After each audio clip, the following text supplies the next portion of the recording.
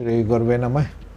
सर्वे भवन्तु सुखिनः, सर्वे सन्तु निरामयाः, सर्वे भद्राणि पश्यन्तु, माँ कश्चित् दुःखभाग् भवेत्। मित्रों, वीर बाल दिवस सप्ताह मनाया जा रहा है और वीर बाल दिवस सप्ताह के दौरान एक बड़ी खूबसूरत लेखनी सामने आई है। लहू से लिखे हुए 11 पन्ने,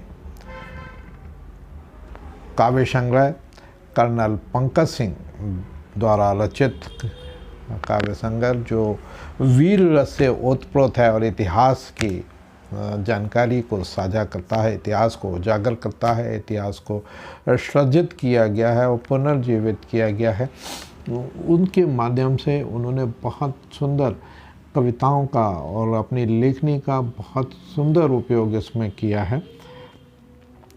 जो कविताएं हैं वो दिल को छू जाती हैं और शरीर में स्फूर्ति और कंपन होने लगता है। यदि आप उनकी कविताएं सुनेंगे, उनकी कविताओं को पढ़ेंगे तो उसमें लगेगा कि गरीब की व्याकुलता भी उन्होंने दिखाई है, गरीबी भी दिखाई है कि कैसे लोग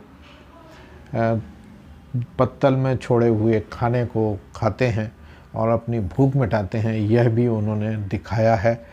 तो एक बहुत अच्छा कविताओं का संग्रह है और एक वीर योद्धा, मैं तो योद्धा कहूँगा, एक वीर सैनिक ने इतना अच्छा रचना की है जो बहुत बहुत अधिक सराहनीय है और मैं इसकी बहुत सराहना करता हूँ। आप मित्रों, ये पूरा कार्यक्रम इतना शानदार कार्यक्रम है कि आप इसकी कल्पना नहीं कर सकते। तो आप इसको देखें, सुने ज़रूर और मेरे कार्यक्रम को, इस रचनाकार को, जो कर्नल पंकज सिंह की जो रचना है वो जन जन तक पहुंचाएं और इसको शेयर करें, सब्सक्राइब करें। जय हिंद, जय भारत। अवसर है जब हम किसी मिलिट्री परिसर में अपनी बारात लेकर आए हैं, क्योंकि यहाँ घुसना तो दूर की बात है, दूर से दर्शन ही पर्याप्त होते थे। हम लोग देख लेते थे भाई ये मिलिट्री परिसर में, भागना भी मुश्किल। तो बड़ा सौभाग्य हमारा कि हमें ये अवसर आदरणीय कर्नल साहब ने दिया, कर्नल पंकज सिंह साहब ने। सामान्यतः हम लोग शहर में किसी स्थान पर जहाँ पर व्यवस्था हो, हॉल हो, जिसका हम किराया भुगतान कर सकें, वहाँ पे ये कार्यक्रम करते हैं। विगत 12 वर्षों से हमारी संस्था ये काम कर रही है, साहित्य के लिए समर्पित है, कला, साहित्य, संस्कृति एवं भाषा के लिए। इसी श्रृंखला में गत वर्ष मेरा परिचय आदरणीय सिंह साहब से हुआ, तो थोड़ा सा बताना चाहूँगा कि परिचय किस तरह हुआ। आपके यहाँ जो अखबार वितरित करने आते हैं हाकर, उससे आपने पूछा मुझे अपनी एक किताब प्रकाशित कराना है, कैसे कराई जा सकती है सागर में। उसने कहा मैं पूछ के बताऊंगा। हमारे इधर के शहर के वरिष्ठ फोटोग्राफर हैं गोविंद सरवैया जी, उनसे मिला वो और पूछा तो उन्होंने बोला कुछ कहीं नहीं, आप श्यामलम के पास चले जाएं। तो वो व्यक्ति जो हाकर था, आई थिंक उसका नाम राजेश करके ऐसे कुछ नाम था, पटेल, दैनिक जागरण का रिपोर्टर भी है, वो पत्रकार था। वो मेरा घर का पता लेके आया, वो बोला चलिए, तो मैं सीधा यहाँ आ गया। ये पहला मौका था मिलिट्री परिसर में आने का, तो बड़ा उत्साह था मेरे अंदर। यहाँ पंकज जी से मुलाकात हुई, उन्होंने बताया कि मैं पुस्तक प्रकाशित कराना चाहता हूँ, मैं कविताएं लिखता हूँ। तो मैं थोड़ा अचकचा गया, फौजी आदमी कविताएं लिख रहे हैं, इससे बेहतर और क्या होगा। फौजी को तो हम जानते हैं कि बारूद, गोला और जो इस तरह के हथियार होते हैं उनसे उनका संबंध जुड़ा रहता है और हमारे देश की रक्षा के लिए समर्पित भाव से, समर्पण के साथ जो काम करते हैं। आइए।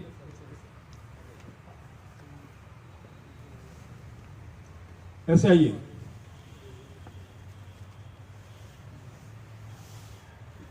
आ गया आइए। तो उन्होंने बताया मेरी ये किताब पहले प्रकाशित हो चुकी है। इस किताब को जब देखा तो पूरे वीर गाथाएं हैं, राष्ट्र प्रेम की कविताएं हैं, और जो सामान्यतः कविताएं लिखी जाती हैं वैसी नहीं है। मैं उसमें ज़्यादा नहीं बोलूँगा, अभी हमारे वक्तागण बोलेंगे। तो उन्होंने फिर वो किताब सागर से प्रकाशित करने का निर्णय लिया और आज आपके सामने उसका विमोचन हमारे सम्माननीय अतिथियों द्वारा किया जाना है। मैं अपने आप को बड़ा गौरवान्वित महसूस कर रहा हूँ। ये संभवतः मैंने पहले बोला कि सागर में पहला आयोजन होगा। आयोजक कौन है, यहाँ भी दिक्कत है। आयोजक तो शहर में है, लेकिन परिसर है फौज का। तो वस्तुतः मैं तो समझता हूँ आयोजन उनका है, वो उनके यहाँ आकर हम लोग अपना ये कार्यक्रम करने जा रहे हैं। जैसा भी है, सबसे अच्छा ये भी लग रहा है कि हमारे फौजी भाई और हमारे नगर का वरिष्ठ साहित्य यहाँ हमारे सामने विराजित है। मैं इतने अधिक लोग हैं,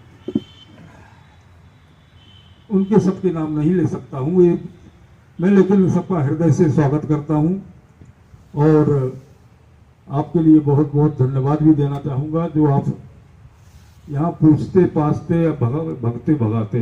गेट से कई लोगों को कहा जाता है कि हेलमेट पहन के आइएगा, ये जो यहाँ के रूल्स हैं, तो उनको फॉलो किया और उनको अलाउ किया गया कि आप यहाँ आ सकते हैं। तो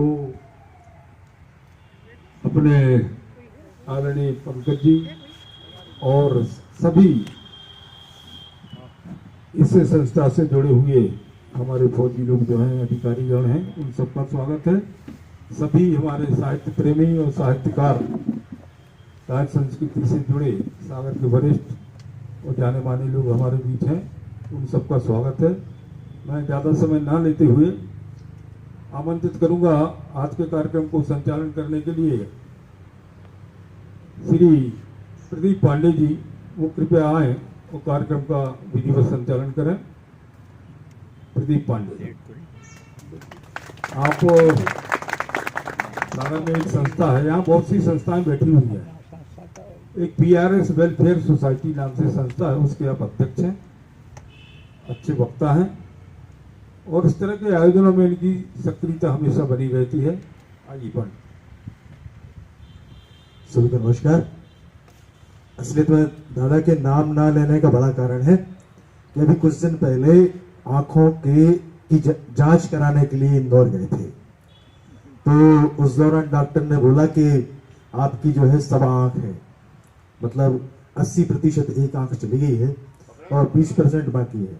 इत्तेफाक से हमने भी एक फिल्म देखी थी, चील की चाल बाज की नजर, तो हमने भी पहुंचे डॉक्टर के साहब के पास में। उन्होंने भाई साहब ने कहा तुम भी चेक कराई लो।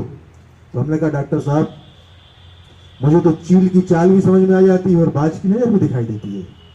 तो डॉक्टर ने कहा कि आपकी चील की जो आंख है वो ठीक है, बाज की नजर भी ठीक है, मगर पास वाली कमजोर आपकी भी हो गई।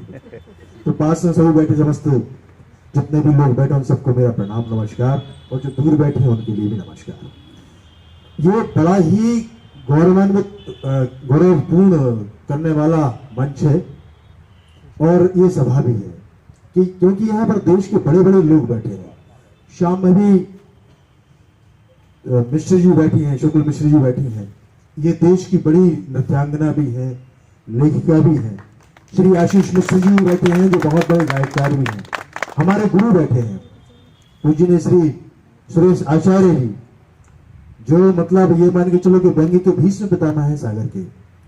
आदरणीय सुश्री शरद सिंह जी बैठे हैं जो देश की बहुत बड़ी साहित्यकार हैं, जो हमेशा ही लगातार अलग अलग विधाओं में लिखती हैं। एक विधा हो तो चल जाए, मतलब ना तो बुंदेली छोड़ रही हैं, ना अंग्रेजी छोड़ रही हैं, ना शुद्ध हिंदी छोड़ रही हैं। पता नहीं अब कौन कौन सी भाषाओं में और लिखेंगे, हमें समझ में नहीं आ रहा। उनकी किताबों के लगातार ट्रांसलेशन भी हो रहा है, कभी मराठी में हो जाता है, कभी उड़िया में हो जाता है, गुजराती में हो जाता है। समझ में नहीं आ रहा कि ये सब क्या हो रहा है। उनकी किताबें तक दूसरे विश्वविद्यालयों तक में पढ़ाई जा रही है। हमें मतलब ये चीजें जो बड़ी घबराहट पैदा करती हैं कि मैं इतने बड़े बड़े विद्वत जनों के बीच में हूँ और वाकई में मेरे शब्द निकल भी पाएंगे कि नहीं निकल पाएंगे। डॉक्टर श्याम मनोहर सिराटिया जी बैठे हुए हैं, जिन्हें गीत ऋषि कहा जाता है, जिनकी किताबें जो है एक मतलब थोक में प्रकाशित होती हैं। मालूम है एक बार में 20 किताबें आएंगी, 20 किताबों का एक साथ विमोचन होना है। तो अरे ये मतलब ये थोड़ी अंदर से घबराहट पैदा करती है। सम्मानीय आशीष द्विवेदी जी, हमें आप लोग तो बड़े बड़े साहित्यकार हैं, कवि हैं, वक्ता हैं, बहुत अच्छे देश के वक्ता हैं, तो ये चीजें जो है बहुत ज्यादा प्रभावित करती हैं। और जब बात आदरणीय लक्ष्मी पांडे जी की आती है तो मुझे मेरे शब्द जो है यहाँ कुंद हो जाते हैं। तो मैं क्या बोलूं और किनके सामने बोलूं?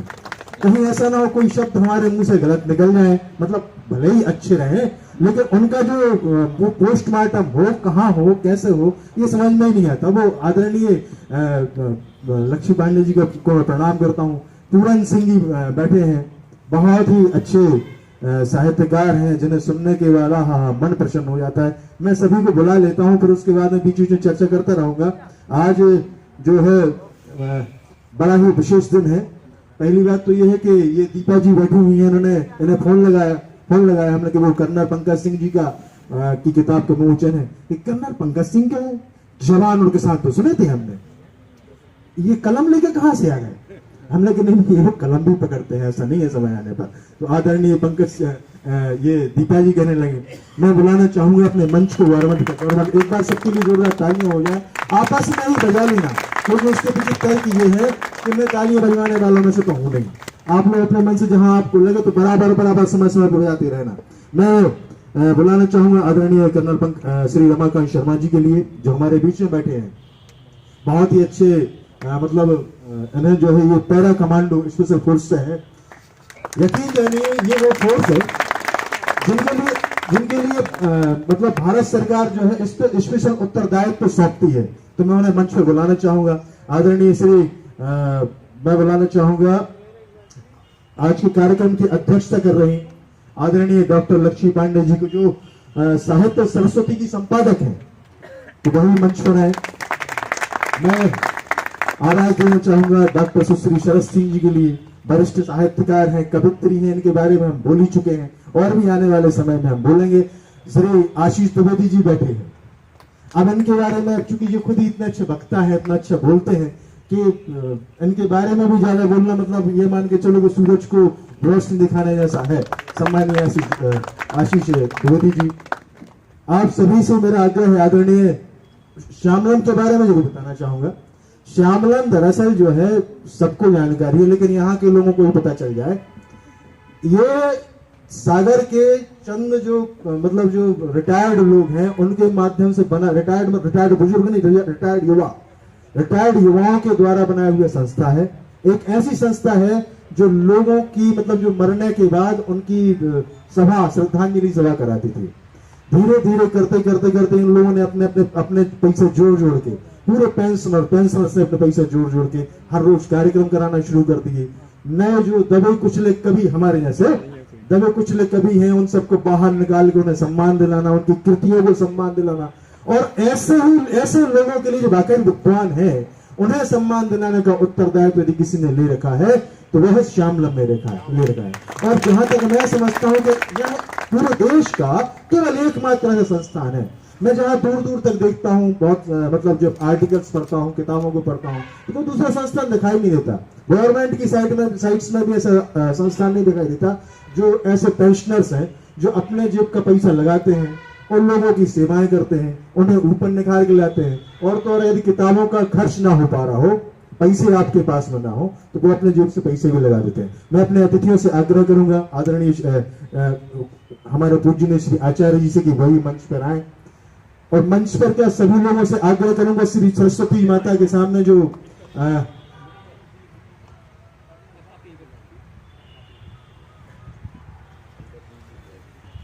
श्री आज की कार्यक्रम के दूल्हा जिनकी कृति का आज प्रमोशन होने जा रहा है, श्री कर्नल पंकज सिंह जी साहब से आप आग्रह है कि वही मंच पर आए और मंचासीन अतिथियों से भी मैं हाथ जोड़ के करवट आग्रह करना चाहूंगा।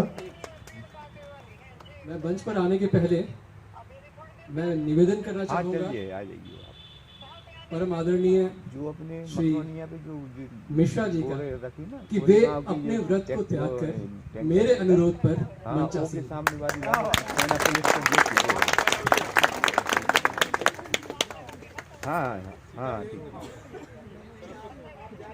आओ आ जाओ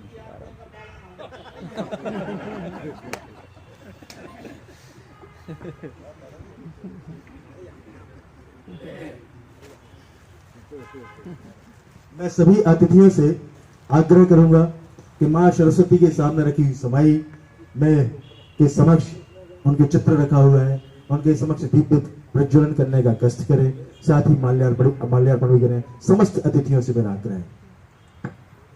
सरस्वती वंदना के लिए मैं आग्रह करूंगा हमारे बड़े भाई ज्ञानवान गुणवान सम्मानीय श्री पूरन सिंह ठाकुर जी से कि वह आए और मां सरस्वती वंदना प्रस्तुत करने का कष्ट करें।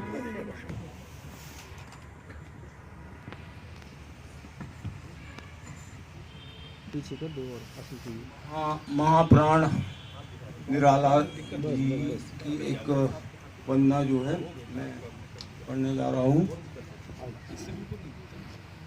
वरदे वीणा वादनी वरदे वरदे वीणा वादनी वरदे प्रिय स्वतंत्र रव अमृत मंत्र नव भारत में तर भड़ा जननी ज्योतिर्मय निर्झर कलुष भेद तम हर प्रकाश भर जगमग जग कर दे वर दे वीणा वादनी वर दे नवगति नव लय ताल छंद नव नवल कंठ नव जलद मंद रव नवगति नव नवगति नव लय ताल छंद नव नवल कंठ नव जलद मंद रव नव नभ के इस विहग वृंद को नव पर नव स्वर दे वर दे वीणा वादनी वर दे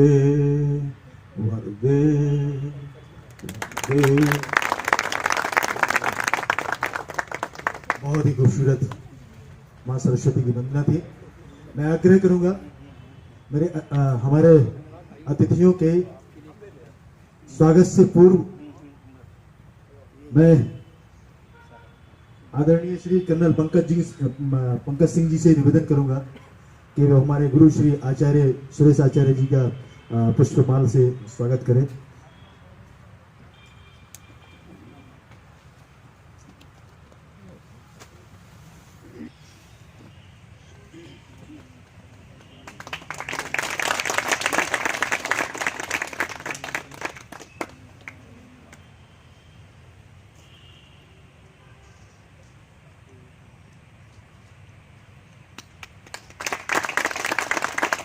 आदरणीय गुरुदेव को देखने के बाद मन ऐसा होने लगता है कि चलो अभी मंच पे आने वाले समय बोलेंगे ही। रमाकांत शर्मा जी का स्वागत करें।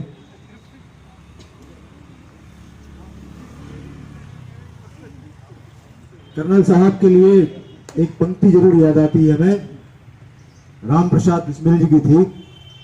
यदि देश हित मरना पड़े मुझको सहस्त्रों बार भी, यदि देश हित मरना पड़े मुझको सहस्त्रों बार भी, तो भी मैं इस कष्ट को ना ध्यान में लाऊं कभी।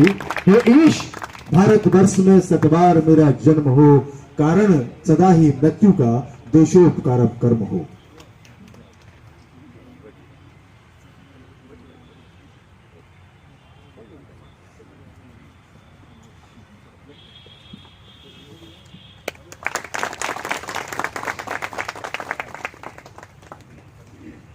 ये बड़े सौभाग्य की बात है कि जो देश के सच्चे वारिस हैं, जो देश के सच्चे सिपाही हैं, जो देश की रक्षा करने में तैनात हैं, उनके बीच में उनके स्वागत सम्मान के साथ इस कार्यक्रम में सम्मिलित होने का हम सभी को अवसर मिला। मैं आग्रह करूंगा आदरणीय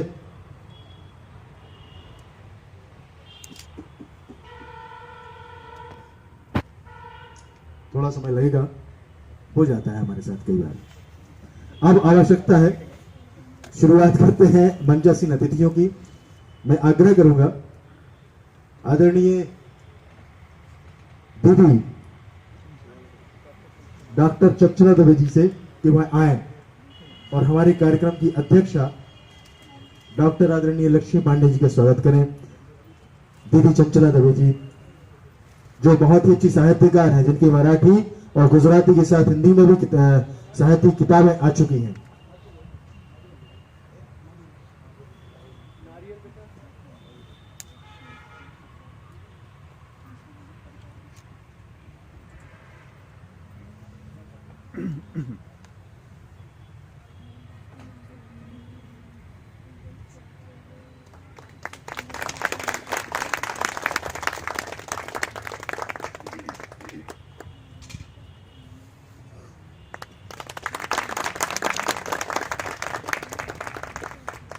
अब बारी है हमारे कार्यक्रम के मुख्य अतिथि डॉक्टर सुश्री सरस सिंह जी के सम्मान की।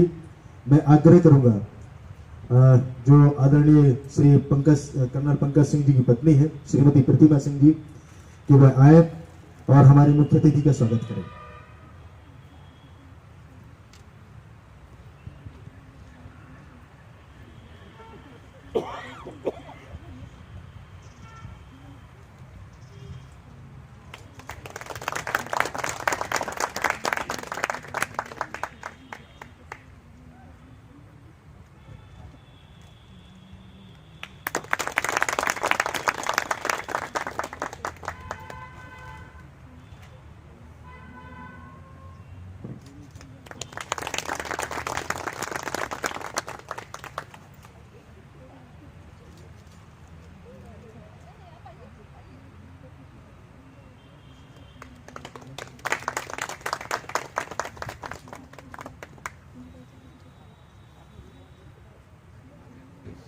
अब मैं आग्रह करूंगा मेरे बड़े भाई डॉक्टर विनोद तिवारी से कि वह आए और हमारे कार्यक्रम के विशिष्ट अतिथि श्री डॉक्टर आशीष तिवारी जी का स्वागत करें। विनोद तिवारी जी सागर में जल पुरुष के नाम से प्रसिद्ध हैं। सदियों से ये मुफ्त जल प्याऊ चलाते हैं स्टेशन पर, बहुत ही स्वागत है। अब कर्नल पंकज सिंह जी जो कृतिकार हैं, उनके स्वागत हेतु श्यामलम संस्था से सचिव आदरणीय श्री कपिल बैसाखी जी से मैं आग्रह करूंगा कि वो आए और उनका स्वागत करें।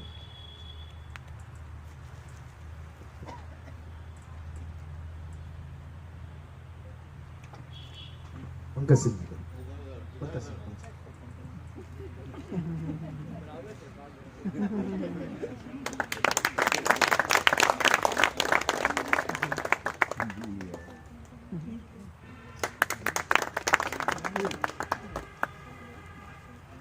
इसके बाद मैं सीधा ले चलता हूं पुस्तक विमोचन की ओर।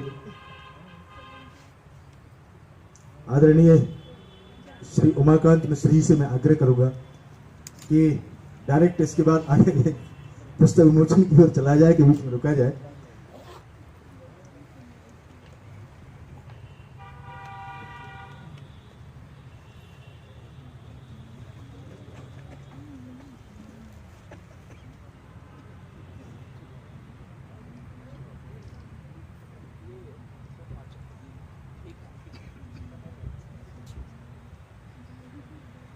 मंचासीन अतिथियों से आग्रह करूंगा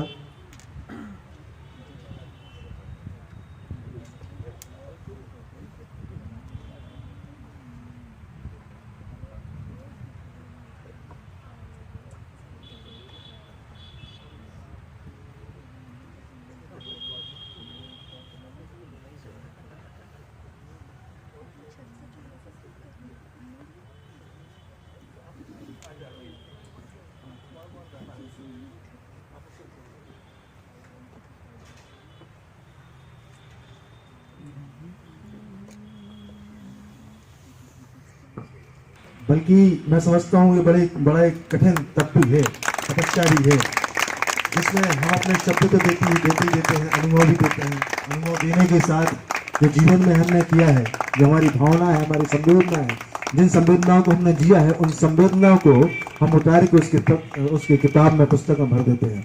और ये दरअसल उन लोगों का कहना जो पुराने लोग थे वो गलत नहीं था कि एक इंसान चाहे तो हजारों वर्ष की आयु भी जी सकता है।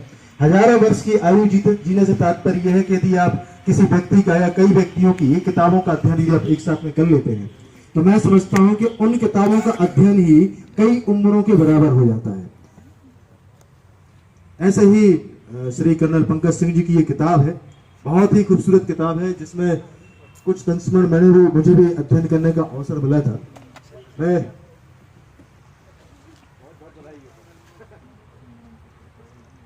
आग्रह करूंगा श्री हरि सिंह ठाकुर जी से कि वह आए और कर्नल पंकज सिंह जी का जीवन परिचय भाषण करें।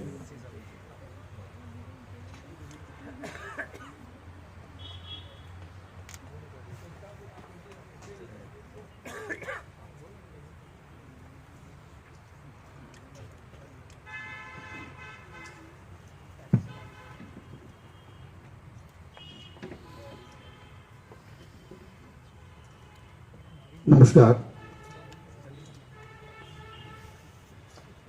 कर्नल पंकज सिंह जी के काव्य संग्रह लहू से लिखे वे 11 पन्ने का विमोचन आज यहाँ आप सबके समक्ष यहाँ होने जा रहा है और श्यामलम संस्था के द्वारा यह आयोजित कार्यक्रम है।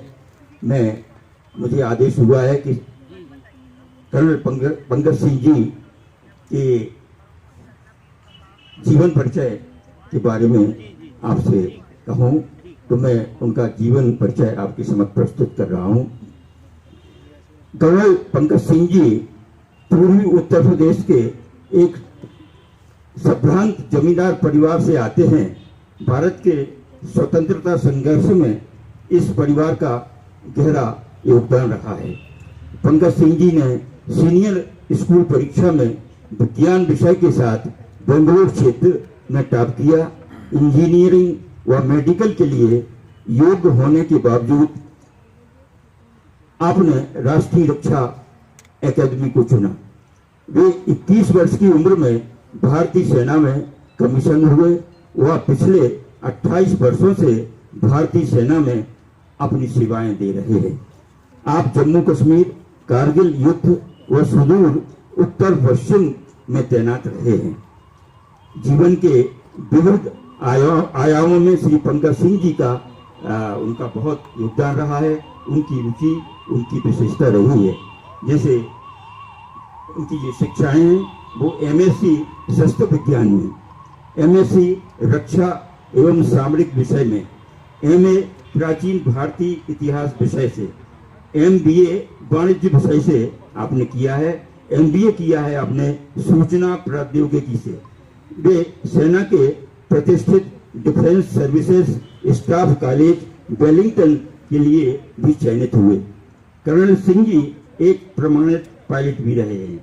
खेलों में वे एसजीएफआई की टीम में एथलेटिक्स तथा बास्केटबॉल में राष्ट्रीय स्तर पर खेल चुके हैं।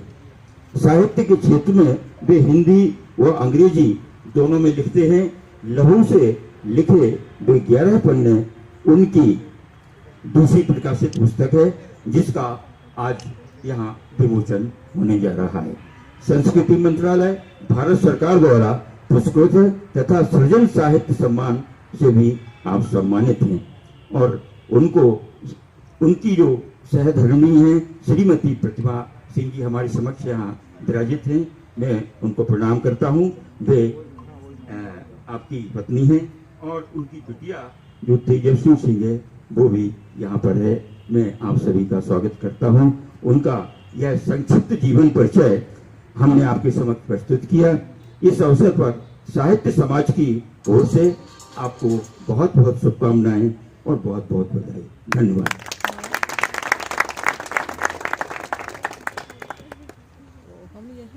ये था सम्मानित श्री पंकज सिंह जी का जीवन परिचय।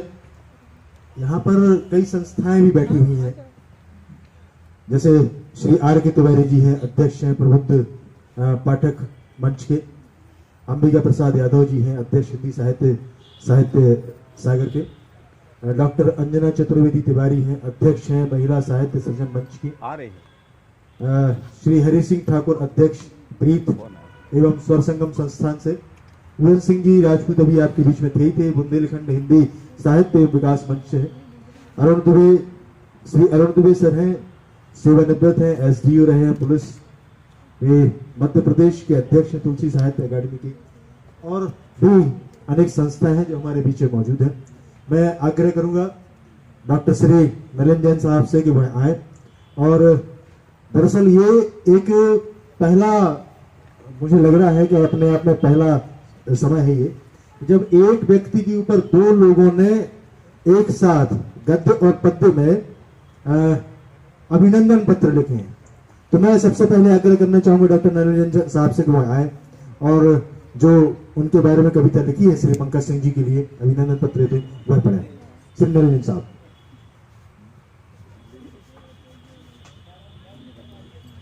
धन्यवाद प्रदीप पांडे जी।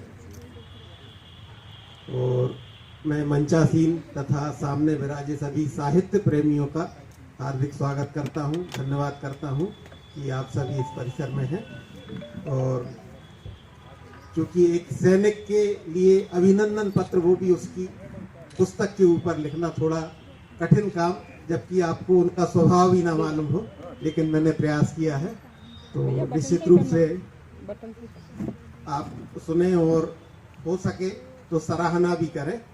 भारतीय थल सेना में सेवारत सैन्य अधिकारी कर्नल पंकज सिंह जी के काव्य संग्रह लहू से लिखे हुए 11 पन्ने के विमोचन एवं लोकार्पण समारोह पर सप्रेम भेंट अभिनंदन पत्र। रणभूमि के प्रहरी पंकज साहित्य भाव विचरते हैं। रणभूमि के प्रहरी पंकज साहित्य भाव विचरते हैं और मातृभूमि के नायक प्रीवर लहू साज को रचते हैं। रणभूमि के पंकज प्रहरी साहित्य भाव विचरते हैं और मातृभूमि के नायक प्रीवर लहू साज को रचते हैं। थल सेना सेवारत कर्नल सैनिक का जीवन पाया। थल सेना सेवारत कर्नल सैनिक का जीवन पाया और वीर भूमि का वंदन करके कविता कर्म सखन गाया। निश्चित रूप से वीर रस की कविताएं हैं उसमें। तो रणभेरी उद्गार उकेरे देह नैमित्तिक कर्मों को और कर्मशील सृजित भावना उच्चारे शक्ति जय को। तो भारतवर्ष पुण्य धरा पर रक्षक बनना गौरव है और गीता के जो कर्म सजाते फैला उनसे सौरभ है। तो रचते रहें सतत कविताएं सैनिक वीर जवानों पर और कलम दवात शब्द गढ़वाए देशभक्ति गुणगानों पर। बुंदेलखंड माटी की धरा शहर सागर आपका हार्दिक अभिनंदन करता है एवं शुभकामनाएं प्रेषित करता है। काव्य धारा मन की गहराई से सदैव प्रस्फुटित होती रहे, हम सभी की यह मनोकामना है। रचनाकार में डॉक्टर नलिन निर्मल और यह श्यामलम की ओर से अभिनंदन पत्र है। अध्यक्ष उमाकांत मिश्र जी एवं सचिव कपिल बैसाखिया जी। धन्यवाद। धन्यवाद नलिन भैया।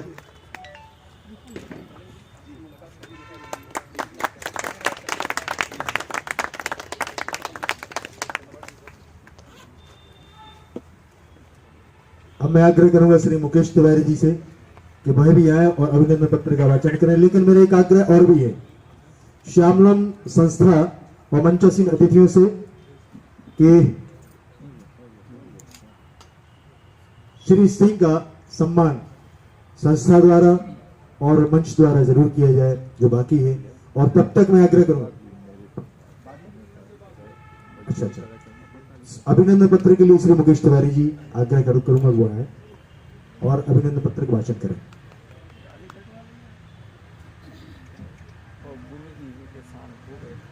नमस्कार।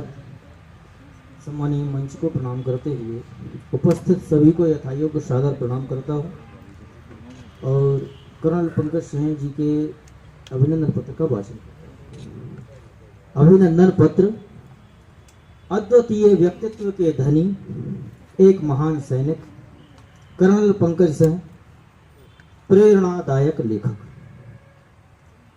जब हम एक सैनिक के बारे में सोचते हैं तो हमारे मन में साहस, बलिदान और देशभक्ति की छवि उभरती है, परंतु एक सैनिक के भावनात्मक दृष्टिकोण व उनके अपने अनुभवों को शब्दों में पिरोकर हमें कर्नल पंकज सिंह की कर्तव्य निष्ठा, वीरता और लेखनी यह बताती है कि सैनिक की आवाज केवल तलवारों तक सीमित नहीं होती, बल्कि वह कलम के माध्यम से भी गूंजती है। उनकी कविताएं हमें यह स्मरण दिलाती हैं कि हर चुनौती हमें मजबूत बनने का एक अवसर है। चाहे युद्ध का मैदान हो या जीवन की साधारण समस्याएं, हमें कभी हार नहीं माननी चाहिए। हमें अपने लक्ष्यों के प्रति दृढ़ रहना चाहिए और अपने सपनों को साकार करने के लिए सदैव मेहनत करनी चाहिए। हम ऐसे महान सैनिक, लेखक कर्नल पंकज सिंह को सलाम करते हैं। अस्तु आज आपके काव्य संग्रह लहू से लिखे वे 11 पन्ने के विमोचन के अवसर पर आपको सम्मानित करते हुए श्यामलम परिवार अत्यंत गर्व और गौरव का महसूस करता है। अनंत सुमंगल शुभकामनाओं सहित सादर दिनांक 22 दिसंबर 2024 रविवार, सेना पुलिस मुख्यालय परिसर, मकरोनिया, सागर। उमाकांत मिश्र अध्यक्ष श्यामलम, डॉक्टर सुरेश आचार्य संरक्षक श्यामलम, कपिल वैशाखिया सचिव श्यामलम एवं समस्त श्यामलम परिवार। धन्यवाद। बहुत बहुत धन्यवाद मुकेश भैया।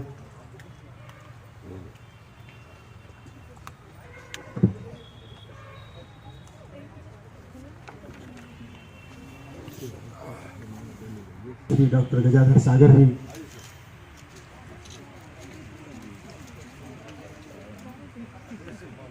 दीदी चंचल रवि जी, भाई पवन रजक जी, उषा बर्मन जी, और मैं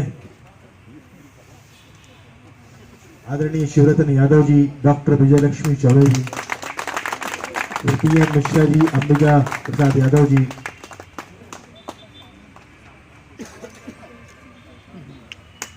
भाई पुष्पेंद्र दुबे जी, श्री अरुण दुबे जी,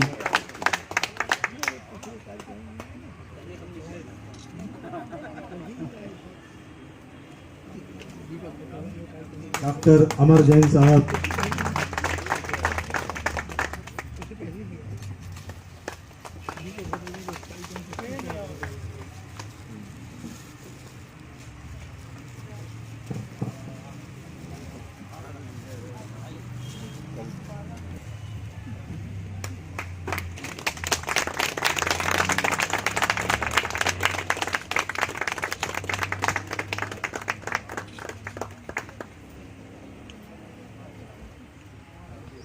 मेरा ग्रह के बयान और अंबिका प्रसाद यादव जी,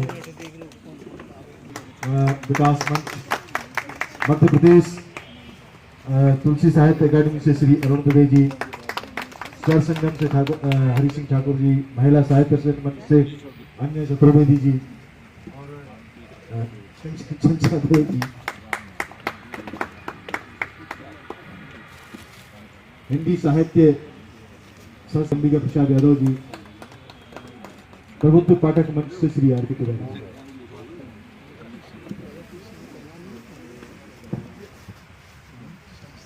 एनडी पब्लिकेशन से हमारे मित्र आ गए हैं, नवल मिश्र जी, और श्री राम सेवा समिति से डॉक्टर पुनित तिवारी जी,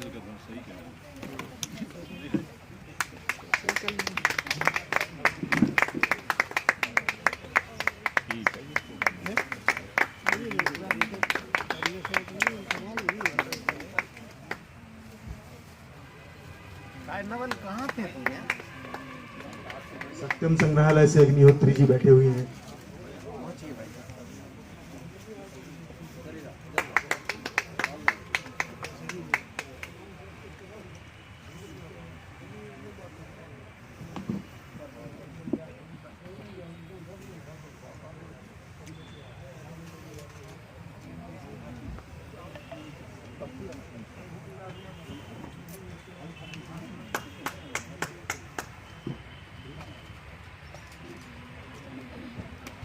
सम्मानित प्रभात कटारे जी,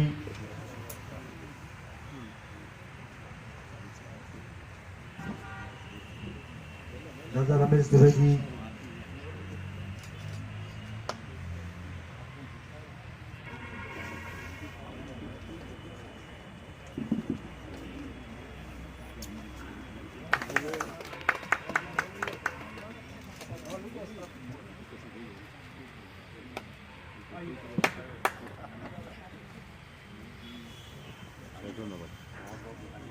पीछे बैठो बैठिए लेकिन बैठ जाओ हमारे अच्छे लोग बैठते हैं पहले भी अच्छे थे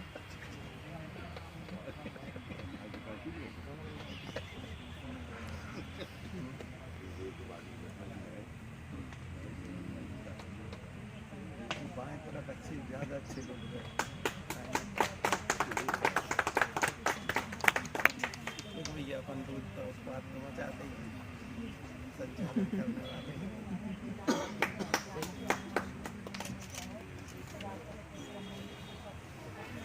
अभी भी तो मचा रहे हो उस बात नीचे भी बैठ के शांति थोड़ी बड़ा कठिन और बहुत ही खूबसूरत अवसर कहलाता है ये, जब किसी व्यक्ति की अपनी कृति का विमोचन और प्रकाशन होकर वह आ जाता है।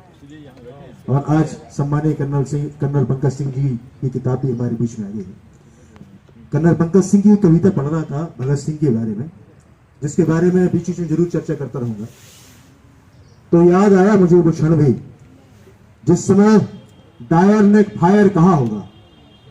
उस दौरान फायर करने वाले लोग हमारे देश के ही थे और हमारे देश के लोगों पर गोलियां चलाने वाले भी लोग वही थे। उसने सिर्फ फायर बोला था। और बहुत ही खूबसूरत कविताएं श्री कर्नल पंकज सिंह जी की है। मैं उनसे आग्रह करूंगा कि वह आए और अपना लेखीय वक्तव्य हम लोगों के बीच में देने का कष्ट करें। श्री कर्नल पंकज सिंह साहब। अर्चना प्यासी जी और प्यासी सर स्वागत के लिए आए हैं।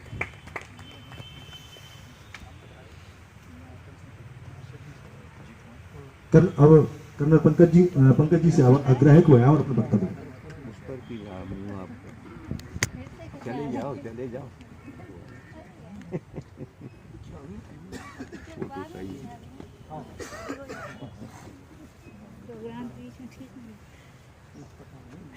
बात करी नहीं है मतलब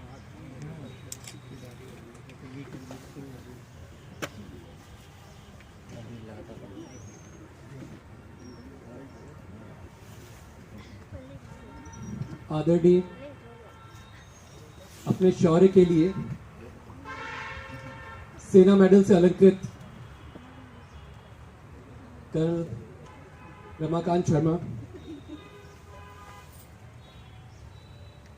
परम आदरणीय सागर के युग पुरुष साहित्य रत्न डॉक्टर सुरेश आचार्य जी,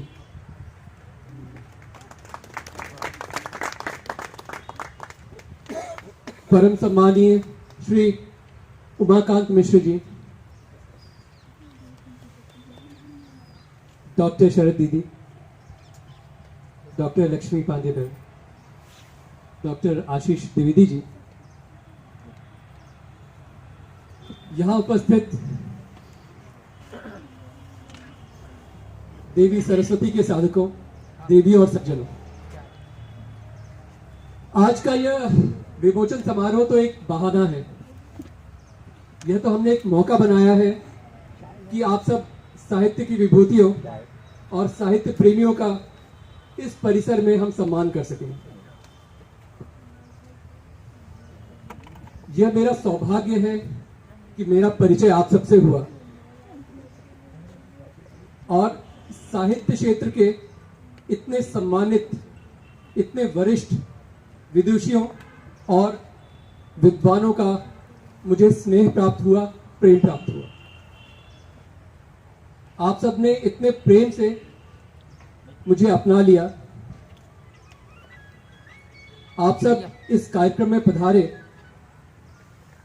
और अपने जीवन के कुछ अमूल्य क्षण मुझे भेंट कर दिए। यह शब्द कृतज्ञ, अभिभूत, ये मेरे भावों को आज वर्णित नहीं कर पाएंगे।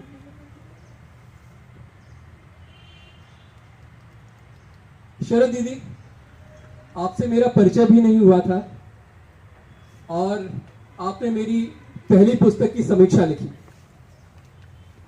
और आपने जिस गहराई से मेरे मनोभावों को समझ लिया, मुझे ऐसा लगा कि इस समीक्षा को मैंने स्वयं लिखा है। और इस काव्य संग्रह की जब आपने भूमिका लिखी तो ये काव्य संग्रह प्रकाशित होने के पहले ही सफल हो गया।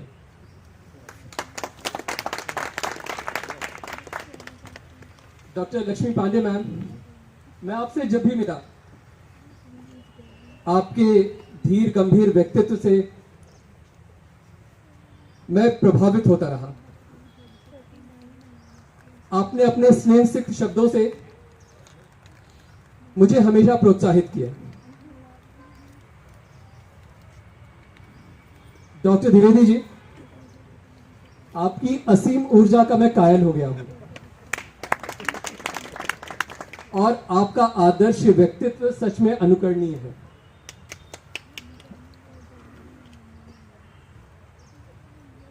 यहां डॉक्टर चंचला दवे मैडम भी उपस्थित हैं और आपकी मुस्कान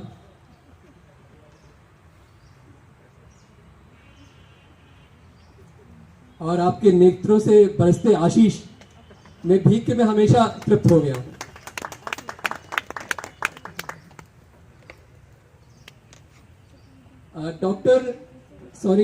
श्री ब्रिजेश मिश्र जी,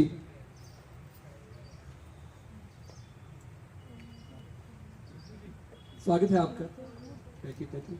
और आपका भी मैं सबके नाम तो इतना भूल जाता हूं।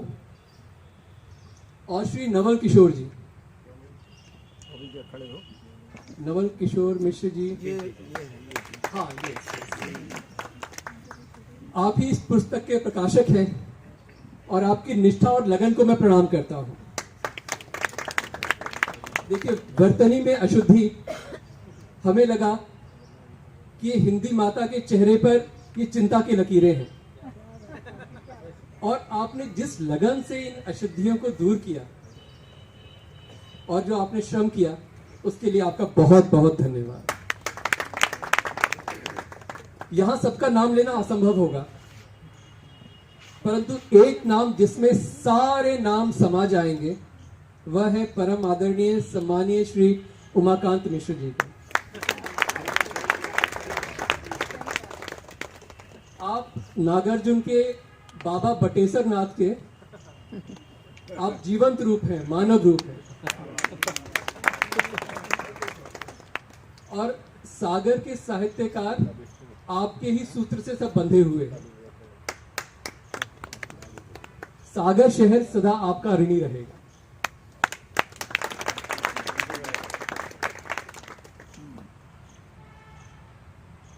मैं अपने वीर बहादुर जवानों का भी आभार प्रकट करूंगा।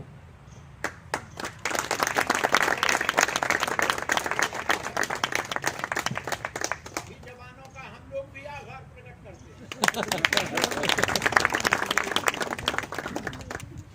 मैं अपने वीर बहादुर जवानों से ही प्रेरणा प्राप्त करता रहा हूं। मेरे एक आदेश पर बिना झिझक के अपनी जान पे खेल जाना, जान देने को तैयार हो जाना, निष्काम कर्म की असली परिभाषा मैंने आपसे ही सीखी है। बहुत बहुत धन्यवाद। और मेरी ऊर्जा को सही दिशा नहीं मिलती यदि मेरी चिरसंगिनी का मुझे सहयोग न मिलता। सच कहूं तो मेरे भीतर के दावानल को यज्ञ की पावक बनाने का श्रेय मैं केवल आपको ही देना चाहूंगा।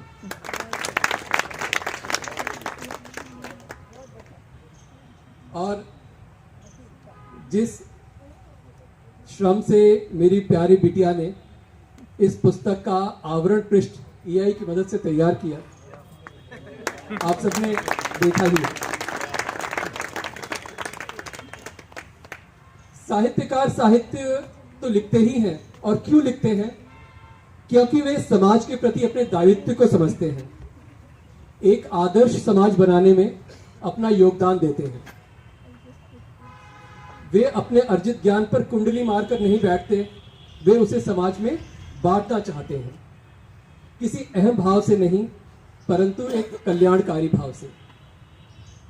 आप सब साहित्यकार, साहित्य प्रेमी एक आदर्श समाज का निर्माण करते हैं, और एक सैनिक एक दुर्ग की प्राचीर की तरह या कांटेदार बाढ़ की तरह उस आदर्श समाज की रक्षा करता है। आज का यह कार्यक्रम साहित्यकारों, साहित्य प्रेमियों और सैनिकों के बीच सेतु बना है, इसकी मुझे बहुत प्रसन्नता है। हम अच्छा पढ़ें, अच्छा देखें, अच्छा लिखें, तभी हम अपने समाज की और अपनी देव संस्कृति की रक्षा कर सकेंगे। मैं उसका 2 उदाहरण देना चाहूंगा। आज है पावन दिन 22 दिसंबर। आज के ही दिन चमकौर साहिब का युद्ध लड़ा गया था, और गुरु गोविंद सिंह जी के 4 साहिबजादों में 2 साहिबजादों ने अपनी बलिदानी दी थी। यह पूरा सप्ताह बलिदानी सप्ताह के रूप में मनाया जाता है, और 26 दिसंबर जब दोनों छोटे साहिबजादों ने बलिदानी दी, उसको वीर बाल दिवस के रूप में मनाया जाता है। मैं ये कहना चाहूंगा कि हम अपने परिवार के साथ 3 इडियट्स जैसी मूवी देखकर अगर देखेंगे एक्चुअली, तो हम अपने समाज में नैतिक मूल्यों के पतन में अपना सहयोग देंगे। हमें चाहिए कि हम अपने परिवार के साथ 4 साहिबजादे जैसी फिल्मों को देखें, बच्चों को उसका मर्म समझाएं। और दूसरा उदाहरण कि एक साहित्यकार जानता नहीं है कि उसकी लिखी 2 पंक्तियां भी किस तरीके से किसी की प्रेरणा बन जाती हैं। देखो वीर जवानों, अपने खून पे ये इल्जाम ना आए, मां न कहे कि अपने बेटे वक्त पड़ा तो काम ना आए।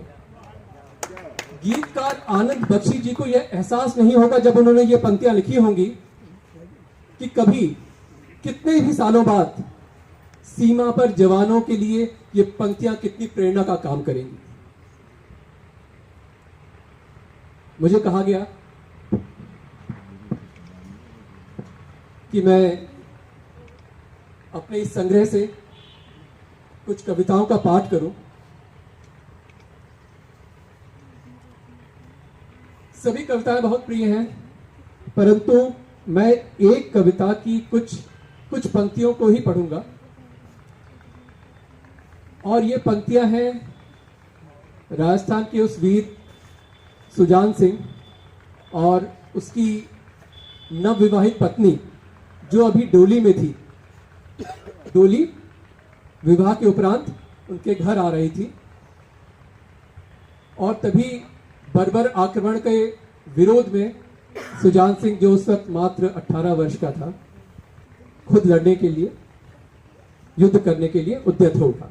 तो बीच की कुछ पंक्तियां हैं जो सुजान और उसकी नवविवाहित पत्नी के बीच में केवल आंखों ही आंखों में जो बातें हुई वो। सुजान, नियति ने जो असमय ही है दी मुझको ललकार, खंडा हाथों में लेकर मैं उसको करता हूं स्वीकार। कर्तव्य, धर्म और स्वाभिमान अभी हमको ही ताक रहे हैं, रमणी अपने अभिसार को अभी जीवन कई पड़े हैं। अब पत्नी, हटा वसन आया बाहर डोली से, अकंपित शत्राणी का हाथ, तमक रही थी कटार मुष्टि में, हुआ जहां था मेहंदी से श्रृंगार। और वे मुकुर सुंदर लोचन, और वे मुकुर सुंदर लोचन अब अंगारों से दहक रहे थे, वाणी का था मौन विलक्षण, शब्द उर से उर पर बरस रहे थे। उसके मौन शब्द क्या कहते हैं? किया वीर का वरण, किया वीर का वरण, हे सूर्य मैं तेरी आभा, रहूंगी तेरे साथ समर में, है यही मेरी मर्यादा। यही वो क्षण जो शत्राणी का जीवन सफल बनाए, बन प्रियतम बाहों में किरीच, रण में जौहर दिखलाए, बन प्रियतम बाहों में किरीच, रण में जौहर दिखलाए। इन भावों से ही मेरा हृदय पुलक उठा है, मेरे अंगों में शोणित बन ज्वाला धड़क उठा है। सुनिए आगे क्या कहती है वो। लहराते कर में तलवारें, लहराते कर में तलवारें, हम रण में रमण करेंगे, तह की श्वासों की ज्वाला से रिपु का दमन करेंगे, तह की श्वासों की ज्वाला से रिपु का दमन करेंगे। इस कविता की बस मैं कुछ ही पंक्तियां पढ़ी, बहुत लंबी कविता है, परंतु वर्तमान समय में जो वर्तमान समय की मांग है उस पर मैंने एक कविता लिखी है। छोटी कविता है, उसको मैं पूरा पढ़ जाऊंगा। बिल्कुल स्वागत है। मैं युद्ध चाहता हूं, मैं युद्ध चाहता हूं, मैं युद्ध चाहता हूं, रगों में रक्त क्षत्रिय शुद्ध चाहता हूं, मैं युद्ध चाहता हूं। ऐसा न हो युग शांति का जब तुषार ओढ़ने लगे, और स्वार्थ स्वाभिमान का ताप सोखने लगे। नहीं ठंडे लहू में कांपता, नहीं ठंडे लहू में कांपता, अस्तित्व चाहता हूं, मैं युद्ध चाहता हूं, मैं युद्ध चाहता हूं। जब धर्मराज ही अधर्म के पास फेंकने लगे, जब धर्मराज ही अधर्म के पास फेंकने लगे, निरीह हार कुत्सित दूत में अपमान झेलते रहे, तब प्रतिज्ञा भीमसेन की, तब प्रतिज्ञा भीमसेन की हो युद्ध चाहता हूं, मैं युद्ध चाहता हूं। धन्यवाद। दिखा कभी पौरुष भी का, दिखा कभी पौरुष भी क्या, श्रृंगार के उत्संग में है ज्वाल वही जो भभक उठे वृष्टि में प्रभंज में। व्यूह चक्र में सौभद्री सा, व्यूह चक्र में सौभद्री सा, लड़े जो रुद्र चाहता हूं, मैं युद्ध चाहता हूं। जहां छूट हाथों से खड़ग सिक्कों में है ढल रहे, जहां छूट हाथों से खड़ग सिक्कों में है ढल रहे, व्याघ्र के कुलों में भी श्रृंगार जन्म पल रहे। शेरों के कुल में गीदड़ जन्म ले रहे हैं, व्याघ्र के कुलों में भी श्रृंगार जन्म पल रहे। वहां वीर सिंह प्रताप का, वहां वीर सिंह प्रताप का मैं उग्र चाहता हूं, मैं युद्ध चाहता हूं। जब चिता में प्रेम गीत के है शौर्य तेज जल रहे, जब चिता में प्रेम गीत के है शौर्य तेज जल रहे, सुवर्ण की कसौटी पर चरित्र राख से बिखर रहे, तब रणचंडी का मसान में मैं नृत्य चाहता हूं, मैं युद्ध चाहता हूं, मैं युद्ध चाहता हूं। मेरे प्यारे बच्चों, आप सब यहाँ पर आए हैं और बिटिया रानी को तो मैंने बहुत देशभक्ति की कविताएं गाते हुए सुना है। आपका स्वागत है और मैं चाहता हूं कि इन प्रेरक पंक्तियों से आप भी अपने जीवन में कुछ प्रेरणा प्राप्त करें।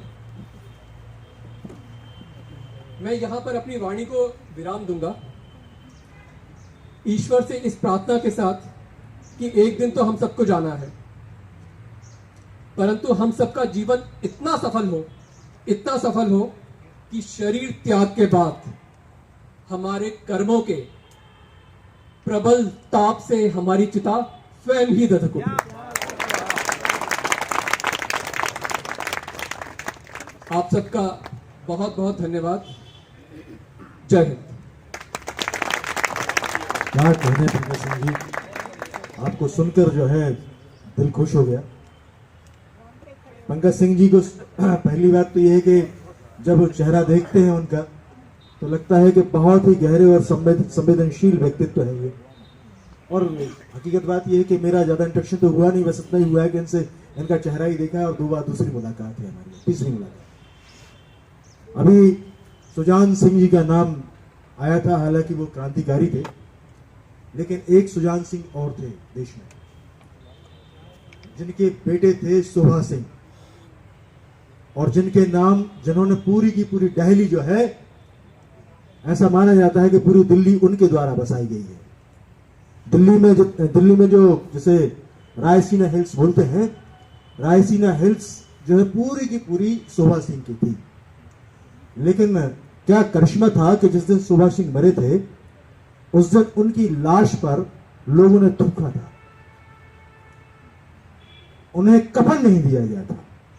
उसके पीछे तर्क यह था कि इन्होंने भगत सिंह जी के खिलाफ जो है गवाही दी थी और इन्हें सर सुभाष सिंह की उपाधि भी दी गई।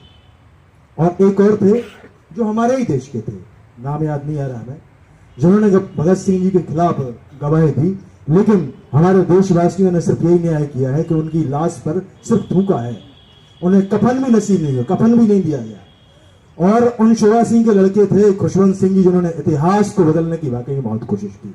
मैं क्षमा प्रार्थी हूं, हो सकता है किसी के पसंदीदा हो, लेकिन ये उनके पुत्र थे खुशवंत सिंह जी, जिन्होंने तकरीबन 100 इतिहास की किताबें लिखी होंगी। और 100 इतिहास की किताबों में सिर्फ ये झुटलाया गया है कि आपने जो है भगत सिंह के खिलाफ ऐसा नहीं किया है। मैं बहुत ही खूबसूरत वक्तव्य था, जोशीला वक्तव्य था। और ये मैं गुजारिश करना जरूर चाहूंगा, एक शायद सुझाव भी हमारा, कि सेना का जिस किसी जिले में भी हो, शहर में भी हो, उस जनता के बीच में इस तरह का तारतम्य कोऑर्डिनेशन होना बहुत आवश्यक है। क्योंकि हमें मालूम है कि आप असली वारिश हो, लेकिन चूंकि आपके गुण, कुछ गुण, आप जो काम करते हैं, जो आप कार्य करते हैं, देश के लिए करते हैं, वह जीने का जज्बा जो है आज के युवाओं में भी है। क्योंकि पढ़ने की जो समृद्धता है वह खत्म होना शुरू हो गई है। और आने वाले 20 साल बाद, जहां तक मुझे ऐसा लगता है कि सिर्फ किताबों के ऊपर जो संक्रमण काल चल रहा है, उनके अस्तित्व पर वो हो जाएगा 20 साल में। क्योंकि जिस तरह से हम सोशल मीडिया से प्रेरित युवाओं को देख रहे हैं, जिस तरह से सिर्फ सोशल मीडिया के अनुसार चलते हुए युवाओं को देख रहे हैं, ये देश का दुर्भाग्य है। मैं आग्रह करूंगा इसके बाद आदरणीय श्री शिवरत्न यादव जी से कि वह आए और श्री पंकज सिंह जी की कविता का एक गायन करें। श्री शिवरत्न यादव जी जो लोकगीत के मामले में देश में बहुत बड़ा स्थान रखते हैं और देश के कई क्षेत्रों में, मुझे नहीं लगता कि देश में कोई ऐसा क्षेत्र बाकी रह गया होगा जहां आपने अपने गायन के जो है न दिखाए गए हों। आदरणीय श्री शिवरत्न यादव जी।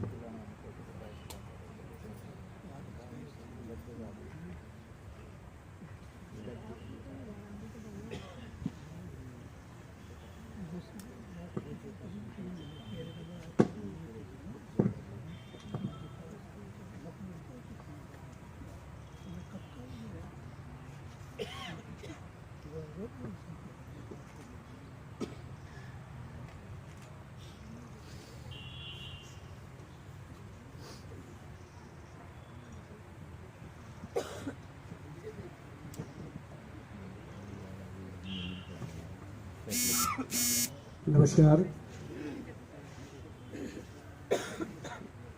आज का ये कार्यक्रम, अभी तक जितने भी कार्यक्रम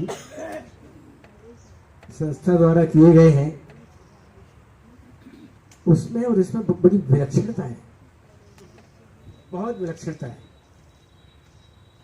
जहां वहां बहुसंख्यक लोग आते थे और यहाँ निश्चित संख्या के लोग हैं, लेकिन सारी विधाओं की बड़े पारंगत और बुद्धिजीवी हैं। वो मंच भी इतना गरिमामय है जिसकी मैं भूरी भूरी प्रशंसा करता हूं। ये जो रचना कर्नल साहब ने, उनका आग्रह था कि ये पहली रचना मुझे सुनना है, लेकिन मैं चूंकि बुंदेली और गीतों की उसकी वानगी में तो मैं जुड़ा रहा हूं, लेकिन ये अत्याधुनिक कविता, इसका मैं गाने का प्रयास कर रहा हूं।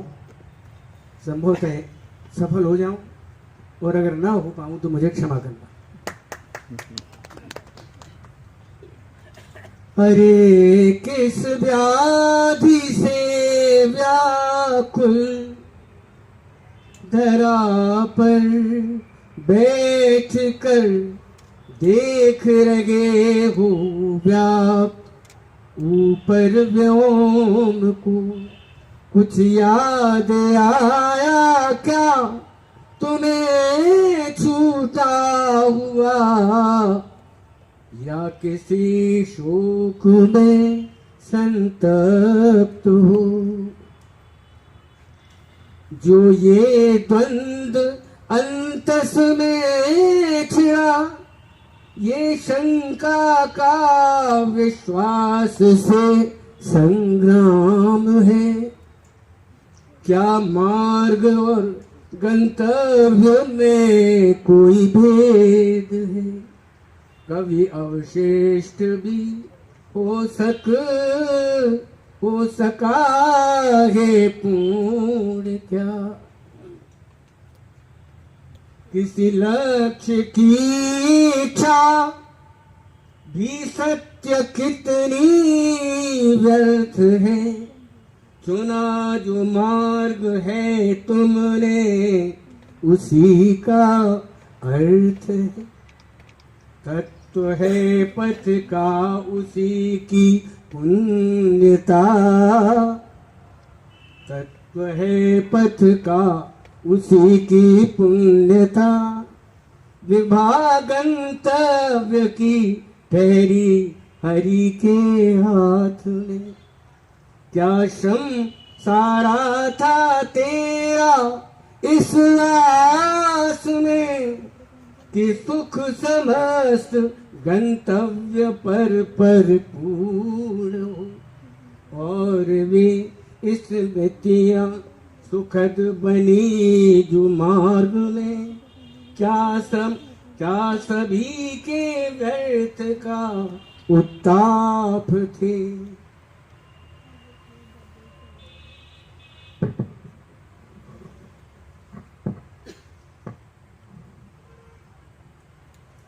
मार्ग दुष्कर है तुम्हारा पर अनल सामेध है बना सद पंथ ही कर्म की तुम्हारे प्रेरणा हो क्लति अस्थिर से अभी पर जान लो सर्व रोगों से बड़ा है रोग मन की हार का रोग मन की हार का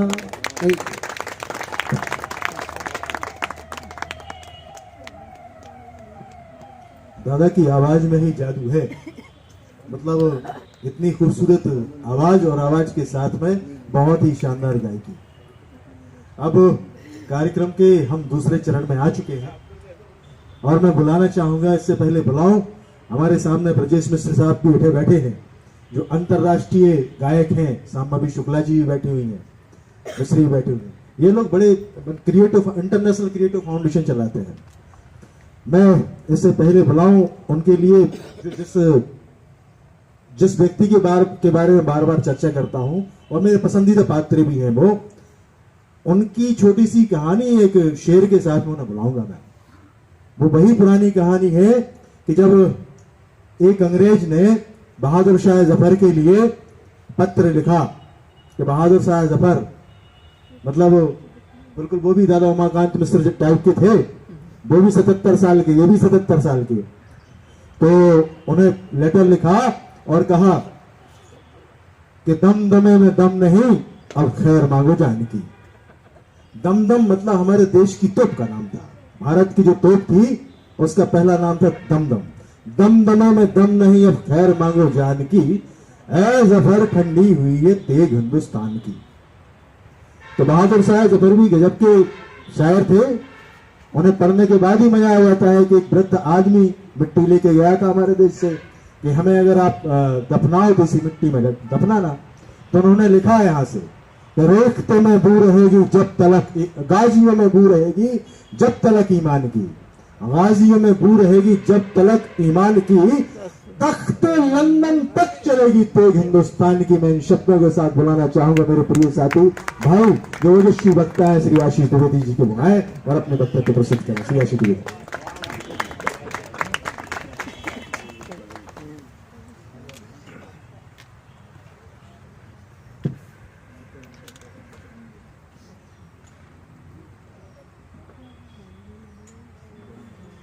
इस बहुत ही अद्भुत सभा में ये जो आयोजन हो रहा है, इस सभागार में, ये सभागार तो नहीं है, ये मुक्ताकाश मंच है। इस मुक्ताकाश मंच पर हमारे श्रद्धेय पंकज जी का ये विमोचन कार्यक्रम इस मंच पर विराजी हुई। हमारे सागर की दो महान विभूतियां हैं, उनके बीच में मैंने कहा मुझे आपने इन सबके बीच में कहाँ रख दिया। मैं असहज महसूस कर रहा था। एक तरफ डॉक्टर लक्ष्मी पांडे जैसी लेखिका, उपन्यासकार और न जाने कितनी विधाओं में पारंगत श्रद्धेय लक्ष्मी पांडे जी, जो अपने सृजन से साहित्य सरस्वती के माध्यम से इस पूरे सागर को आलोकित किए हैं, झंकृत किए हैं। उनको प्रणाम करता हूं। उनके दाईं ओर बैठी हुई हम सबकी प्रेरणा की पुंज, ऊर्जा की पुंज और राष्ट्रीय स्तर पर जिनका नाम साहित्य जगत में फैला हुआ है, ऐसी सुरभत है उनका नाम, आदरणीय डॉक्टर सरस सिंह दीदी। और उन्होंने अपनी भूमिका में सारी कुछ बातें बहुत कुछ कह दी हैं। मुझे यदि इसने भूमिका पढ़ ली है तो वो सब समझ जाएगा पुस्तक के अंदर क्या बात है। इस पूरे आयोजन का बहुत ही सुंदर आयोजन करने वाले हम सबके ध्येयनिष्ठ श्रद्धेय उमाकांत भाई साहब, जिनका ये आयोजन अभी तक का सबसे बिरला, सबसे अनूठा, सबसे अनुपम और अद्वितीय आयोजन है। क्योंकि हम सब लोग कई तरह के रसों से तो सराबोर रहे हैं, लेकिन बहुत दिनों बाद वीर रस की बात हो रही है। वीर रस पर बात बहुत कम होती है, श्रृंगार पर बात होती है, भक्ति पर बहुत होती है, लेकिन वीरता की बात अब कम होने लगी। उस वीरता की बात को रणबांकुरों के बीच करना मेरे लिए बड़ा गर्वित पल, आनंद का पल है। उसके लिए मैं बहुत कृतज्ञ हूं आदरणीय उमाकांत भाई साहब और पूरी श्यामलम की टीम का कि मुझे अवसर दिया। हमारे सामने बहुत तेज पुंज के साथ कर्नल शर्मा जी विराजे हुए हैं। उनके मुखमंडल को देखिए कितना तेजोमय है। चाहे वो पंकज सिंह सर का देख लीजिए, चाहे इनका देख लीजिए, एक अलग किस्म की ऊष्मा, एक अलग किस्म की ऊर्जा से वो संचारित हो रहे हैं। ये सब राष्ट्र, हम सब सुरक्षित हैं क्योंकि आप सब। आपको प्रणाम करता हूं और हमारे बहुत खूबसूरती से इस पूरे आयोजन का बहुत समा बांधे हुए हैं प्रदीप पांडे जी। कैसा संचालन करना है, कब गुदगुदाना है, कब क्या करना है, वो सारी कलाओं में पारंगत है हमारे बहुत आदरणीय प्रदीप पांडे जी। और हम सबके गुरु श्रद्धेय आचार्य जी को यहाँ बैठना था, हम लोगों को नीचे बैठना था, कायदा तो ये था, लेकिन अब उनकी इच्छा है, उनको प्रणाम करता हूँ। उनकी ऊर्जा से पूरा साहित्य जगत चमत्कृत है सागर का। आदरणीय सरोठिया जी, और मैं सारे लोगों के नाम नहीं लूंगा, मैं अपनी बात शुरू करूंगा। आप सबको बार बार प्रणाम है, वंदन है, अभिनंदन है। मैं अपने बच्चों को भी आज साथ लेके आया हूं साथ में, इसलिए उनके अंदर भी ये सारी बातें, कार्टूनों की दुनिया में बच्चे चले गए हैं, उनको नई दुनिया में कैसे लाया जाए वापस, इस तेजोमय दुनिया में। नवल जी ने बड़ा सुंदर काम किया है। इस पुस्तक को देखकर मैंने उनको प्रणाम किया था कि आपने जो पुस्तक का कवर पेज है, सारी चीजें हैं, कथ्य और कलेवर दोनों बड़े खूबसूरत। बिटिया तेजस्विनी ने बड़ा सुंदर काम किया, इतना सुंदर कोलाज बना दिया। तो जब हम पुस्तक का आवरण पृष्ठ देखते हैं ना, हम लोग जब समीक्षा करते हैं, पुस्तक को देखते हैं एक पत्रकार की हैसियत से, मुझे लगता है कि ये सारी बातें बड़ी मायने रखती, बड़ी अर्थ रखती। तो हमारी ये सारी बातें, और मैं शुरुआत करूंगा कर्नल पंकज सिंह जी के लिए मेरे मन में कुछ उमड़ रहा है। बहुत सारे लोग उमड़ रहे इस बीच। एक पीयूष मिश्रा जी मेरे पसंदीदा गीतकार है, वो भी उमड़ रहे। वो कहते हैं आरंभ है प्रचंड बोले मस्तकों के झुंड, आज जंग की घड़ी की तुम गुहार दो, आन बान शान या के प्राण का हो दान, आज एक धनुष के बाण पर उतार दो।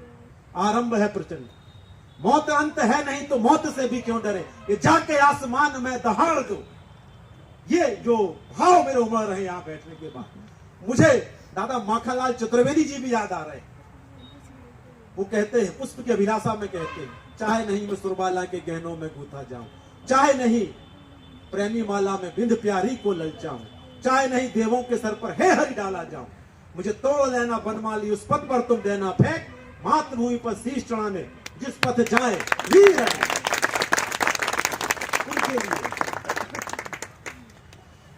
उनके लिए अमर राष्ट्र उद्दंड राष्ट्र उन्मुक्त राष्ट्र यह मेरी बोली, यह सुधार समझौतों वाली मुझको भाती नहीं ठिठोली। ये माखनलाल चतुर्वेदी जी की कविताएं हैं और मेरे पसंदीदा ये सब लोग। और मैं आज काव्य में ज्यादा बात करूंगा क्योंकि कविता की बात है, गद्य में कम बात करूंगा। मेरे पास बहुत सारी कविताओं को मैं पढ़ रहा था इस सबके बीच में। राष्ट्र कवि रामधारी से दिनकर जी भी मुझे याद आते। वो कहते हैं, दो में से तुम्हें क्या चाहिए, कलम या की तलवार। कलम देश की शक्ति बड़ी है, भाव जगाने वाली, दिल ही नहीं दिमागों में भी आग लगाने वाली। तो ये बड़ी खूबसूरत बात यह है कि यह कलम का और तलवार का दोनों का एक अनूठा और अनुपम संयोग है पंकज जी के पास। वो एक हाथ में शस्त्र भी लिए हैं, एक हाथ में कलम भी है उनकी। ये है क्रांति। और इस समय राष्ट्र के लिए इसी तरह के क्रांतिकारियों की तो जरूरत है। यह जो पुस्तक है, कृति है, ये इनके पूरे परिवार की, पंकज सर की, उनके अर्धांगिनी प्रतिमा जी की, बिटिया तेजस्विनी की और उनके पिताजी का एक सहनाद है, एक गर्जना है, एक ललकार है।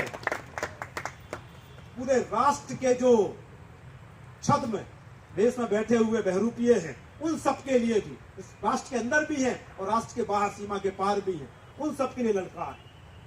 और एक एक पंक्ति है कि मैं एक एक प्रश्न पर शहादत का खून है, कह ना सकी जीभ वो सारा मजबून है।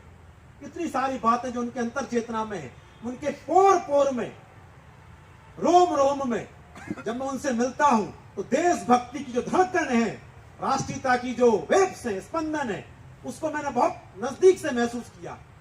केवल 4 या 5 मुलाकातों का संयोग बना है, लेकिन इतने में ही मैंने माना है कि भारत मां के सच्चे लाल कौन होते हैं, रणबांकुरे कौन होते हैं, राष्ट्र के लिए सब कुछ न्यौछावर करने वाले कैसे वीर होते हैं, वो ये आपके सामने बैठे हुए, वो पीछे की पंक्तियों में कुछ बैठे हुए। इन सबको बार बार प्रणाम करने का मन करता है। और जिनके अंदर जो लावा था, उस लावा को कहते मिला तेज से तेज। तो उनके अर्धांगिनी प्रतिमा जी ने तेज से तेज को मिला दिया और ये कृति आ गई। ऊर्जा का कैसे रूपांतरण करना है, ऊर्जा को सही दिशा में कैसे चैनलाइज करना है, ये आपका परिवार यदि आपके साथ मजबूती से खड़ा हुआ है तो पंकज जी बड़े सौभाग्यशाली हैं। उनके साथ तीनों एक ही धारा में और पिताजी भी उनके साथ। ये एक अनुपम बात है, अद्वितीय बात है। इस तरह की बातें जब होती है तब राष्ट्र हमारा। और जब मैं कविता की बात करता हूं, उन सारी कविताओं में एक शोध है, तथ्यात्मकता है। आमतौर पर कविताओं को हम पढ़ते हैं, उसमें काल्पनिकता का पुट ज्यादा होता है। हम कहते हैं ना, जहां ना पहुंचे रवि वहां पहुंचे कवि। लेकिन एक एक कविता में हमारे आदरणीय पंकज सर ने खूब शोध किया है, तथ्यों की पड़ताल की है, इतिहास को खंगाला है उस एक एक चीज के लिए। जैसे किसी को पता है सिकंदर और पोरस के बारे में कविता है, आपकी बड़ी जोरदार कविता है।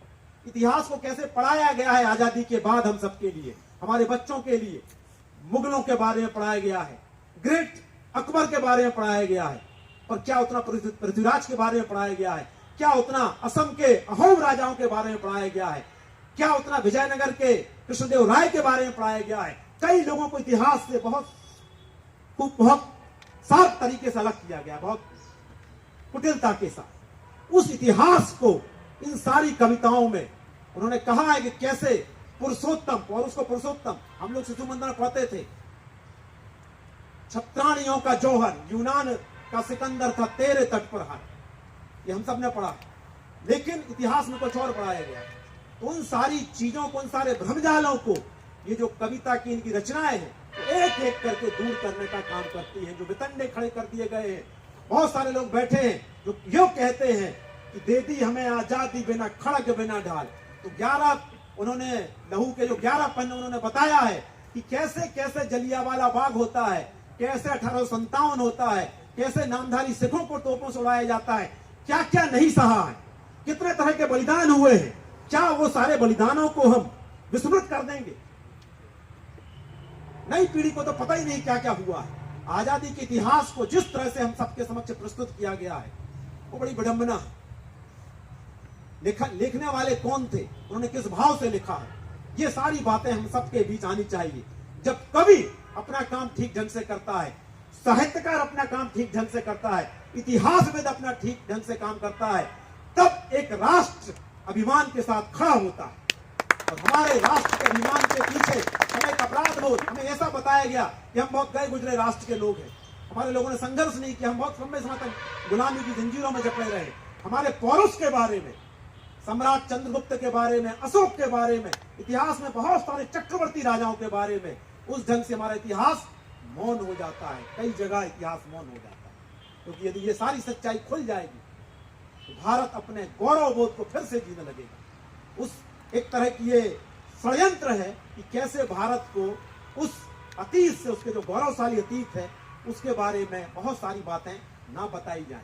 ये सारी बातें पंकज जी ने बड़े स्वच्छंद भाव से, देखिए अभिव्यक्ति का अर्थ यही होता है कि जो आपको अच्छा लगता है उसको पूरी ताकत से कहिए, और जो आपको बुरा लगता है उसको ही पूरी ताकत से कहिए। आपके अंदर किसी तरह का कोई कसमसाहट, कोई संशय, कोई दुविधा, कोई फिर बाद में कोई अंतर्द्वंद नहीं होना चाहिए। जो है वो क्रिस्टल क्लियर होना चाहिए, तब जाके चीजें हमारे सामने आ पाती हैं, तब जाकर सच्चाई हमारे सामने आ पाती है। उस पर किसी तरह का पर्दा नहीं, वो बेपर्दा होनी चाहिए। और इसको बुरा लगेगा, वो क्या कहेगा, ये क्या कहेगा, ये नहीं, सच मतलब सच सबके सामने आना चाहिए। वो सच, जब वो सच सामने आता है तब लहू के 11 पन्ने हमारे सामने, तब वो लहू के 11 पन्ने आते हैं। उनके रक्त रंजित इतिहास जो है उसको उन्होंने एक एक पन्ने में करीने से बड़ी खूबसूरती के साथ दर्शाया हुआ है। एक एक पन्ने, एक एक बिंदु को इतना सघन अध्ययन उन्होंने किया होगा। जब मैं श्रद्धि की भूमिका पढ़ रहा था तो मैंने कहा इन्होंने तो सब कुछ लिख दिया है। कितनी सघनता के साथ उन्होंने समीक्षा की हुई है, वो कितनी सघनता के साथ। इसमें हम लोग जो पीएचडी करते हैं तो उसमें शोध के लिए अंदर तक जाते हैं किसी विषय में, खो में, तो कविताओं के लिए कभी कोई कवि खो में गया हो, शोध किया हो, ऐसे उदाहरण बहुत ही विरल हैं, बहुत विरल है। लेकिन ये उनकी जुजुप्सा है चीजों को देखने की। उनकी आंखों को मैं देखता हूं, उनके भाव को देखता हूं और भाव को पढ़ता भी हूं। हम लोग संवाद पढ़ते हैं, पढ़ाते हैं तो भाव को ही पढ़ता हूं। उस भाव में जो तड़फन है अंदर से, वो सारी की सारी तड़फन। और युद्ध की बात वो हमेशा कहते हैं, बड़ी मजबूती के साथ कहते हैं। हमने करुणा में, भक्ति में युद्ध की बात को, और नई पीढ़ी के लिए तो युद्ध और किसी पर हिंसा उनके नेचर में ही नहीं बचा है। तो किसी को यदि सामने कुछ होगा तो हाथ उठा पाए, तो हमें वह संस्कार भी देना पड़ेंगे। वो वीरता के संस्कार वीर रस का कभी ही दे सकता है, हमें देने पड़ेंगे वो वीर रस के संस्कार बच्चों में। अपनी आत्म सुरक्षा के लिए तो कम से कम देना ही पड़ेगा। हम सबकी साझी जिम्मेदारी है कि ये जो कविता की पुस्तक है यह नौजवानों के हाथ में जानी चाहिए, नई पीढ़ी के हाथ में जानी चाहिए। उनकी पीड़ा है कि 3 इडियट में बच्चे लगे हुए हैं, क्या देख रहे हैं बच्चे आपके, किस तरह के संस्कार हम बच्चों को दे रहे हैं। कुछ उनको वीरता की कविताएं सुनाइए, उनको सुनाइए कैसे पीयूष मिश्र ने कहा है, श्री कृष्ण ने क्या कहा है, कृष्ण की पुकार है ये भागवत का सार है कि युद्ध ही तो वीर का प्रमाण है, युद्ध ही वीर का प्रमाण। वीर जब देश की बात आएगी, राष्ट्र की बात आएगी, अस्मिता की बात आएगी, तो हमें वहां पर उसी तरह से, ओशो ने कभी कहा था सर कि भारत का चरित्र स्तृण कर दिया गया। 2 तरह के चरित्र होते हैं, स्तृण चरित्र कर दिया गया। तो भारत के आदमी, भारत का जो लोग हैं, वह लड़ने झगड़ने युद्ध के नाम पर अक्सर कोशिश करते हैं कि चीजों को टाला जाए। लेकिन जब युद्ध अवश्यंभावी हो जाए, भगवान राम ने भी धनुष उठाया, भगवान कृष्ण ने भी इस देश में सुदर्शन उठाया। जब आपके सामने यदा यदा हि धर्मस्य ग्लानिर्भवति भारत अभ्युत्थानम् अधर्मस्य तदात्मानं सृजाम्यहम्। देश के लिए ये जरूरत पड़ेगी तो हमें अस्त्र शस्त्र उठाने पड़ेंगे, चाहे वो क्षत्रिय हो, चाहे वो ब्राह्मण हो, चाहे वो वैश्य हो, चाहे वो किसी भी वर्ण का हो। हम सबका देश है और हम सबकी साझी जिम्मेदारियां हैं। ये किसी एक वर्ण का काम नहीं होना चाहिए, हम सबकी साझी जिम्मेदारियां। और इस समय जो राष्ट्र के ऊपर इधर उधर से लोग देख रहे हैं, जब ये एक स्वर में आवाज जाएगी, केवल सेना के परिसर से नहीं, अपितु हम सब के परिसरों से, तब जाकर शत्रु की तंद्रा टूटेगी, तब जाकर चीजें पुनः हमारे अनुकूल होंगी। और इस समय जो स्थितियां हैं राष्ट्र की, हम सबको लहू के 11 पन्ने मैंने किताब पर ये बोलने वाले दो विद्वान बैठे हुए हैं, मैंने अपनी कुछ बातें अपने मन की जो थी, खासतौर पर जब वीर रस की बात आती है तो मेरे भी बाजू और मेरे अंदर भी न जाने कैसी कैसी चीजें होने लगती हैं, मैं संभाल नहीं पाता हूँ अपने आप को। घर में पिछले 3 दिन से मेरी बेटी कह रही आप ये गुनगुना रहे हो, आराम में प्रचंड ये गीत, जब से किताब हाथ में आई मैं 3 दिन में हो पा गया, मैंने कुछ हो गया, मुझे नहीं पता क्या हो गया। आप सबको बहुत बहुत धन्यवाद, आपने बड़े, और मुझसे जो चूक हुई हो, मुझसे जो, मैं बड़ा इन सब में अल्पज्ञानी हूँ मंच पर भी, लेकिन मैं अपने मन की बात स्पष्टता के साथ कहने में रत्ती भर संकोच कभी नहीं किया है। बहुत बहुत धन्यवाद खासतौर पर पंकज सर के लिए, उन्होंने इतना सुंदर आयोजन किया, हम सबको यहाँ बुलाया, और हमारे श्रद्धेय उमाकांत भाई साहब के लिए मैं बारम्बार कहूँगा, उन्होंने शहर और सेना का जो गठजोड़ किया है वह आने वाले समय में पल्लवित होता रहे, ऐसी कामना के साथ प्रणाम करता हूँ। सम्मानीय आशीष जी को सुनकर ये लगने लगा कि यदि एक बार आशीष जी को भारत का प्रधानमंत्री बना दिया जाए तो यकीन जानो विश्व में दूसरा किम जोंग हमें देखने को मिल जाए। ये बात बिल्कुल सही है कि जो बताया सम्मानीय आशीष जी ने कृष्ण के बारे में, तो पूरी पृथ्वी पर, पूरे ब्रह्मांड में मुझे नहीं लगता कि कोई दूसरा मोटिवेटर कृष्ण के समान पैदा हो सकता है कि एक बंदा युद्ध करना नहीं चाह रहा तो मुझे युद्ध करना ही नहीं है, मैं नहीं युद्ध करूंगा। कृष्ण ने कहा तुम्हें तो बेटा युद्ध करना पड़ेगा, और उससे युद्ध करवा दिया और महाभारत हो गई। इतिहास दरअसल वह होता है जिसके बारे में हम लोग लगातार सुनते रहते हैं। जितनी बातें हम लोगों ने सुनी है आज तक वह इतिहास का ही हिस्सा है। इनमें से कोई बात इतिहास का ऐसा नहीं है कि जो हमने जो इतिहास से बाहर की हो, सारी बातें इतिहास की हैं। यदि हम सुन रहे हैं, यदि हम बोल रहे हैं, और यदि हम किसी पात्र की चर्चा कर रहे हैं तो कोई ब्रह्मांड से आके हमारे दिमाग में नहीं घुस गया कोई, हमने कहीं ना कहीं पढ़ा ही होगा, कहीं ना कहीं सुना ही होगा। दूसरी महत्वपूर्ण बात, अब मैं इसमें अंदर नहीं जाना चाहूंगा, धीरे धीरे बात करूंगा।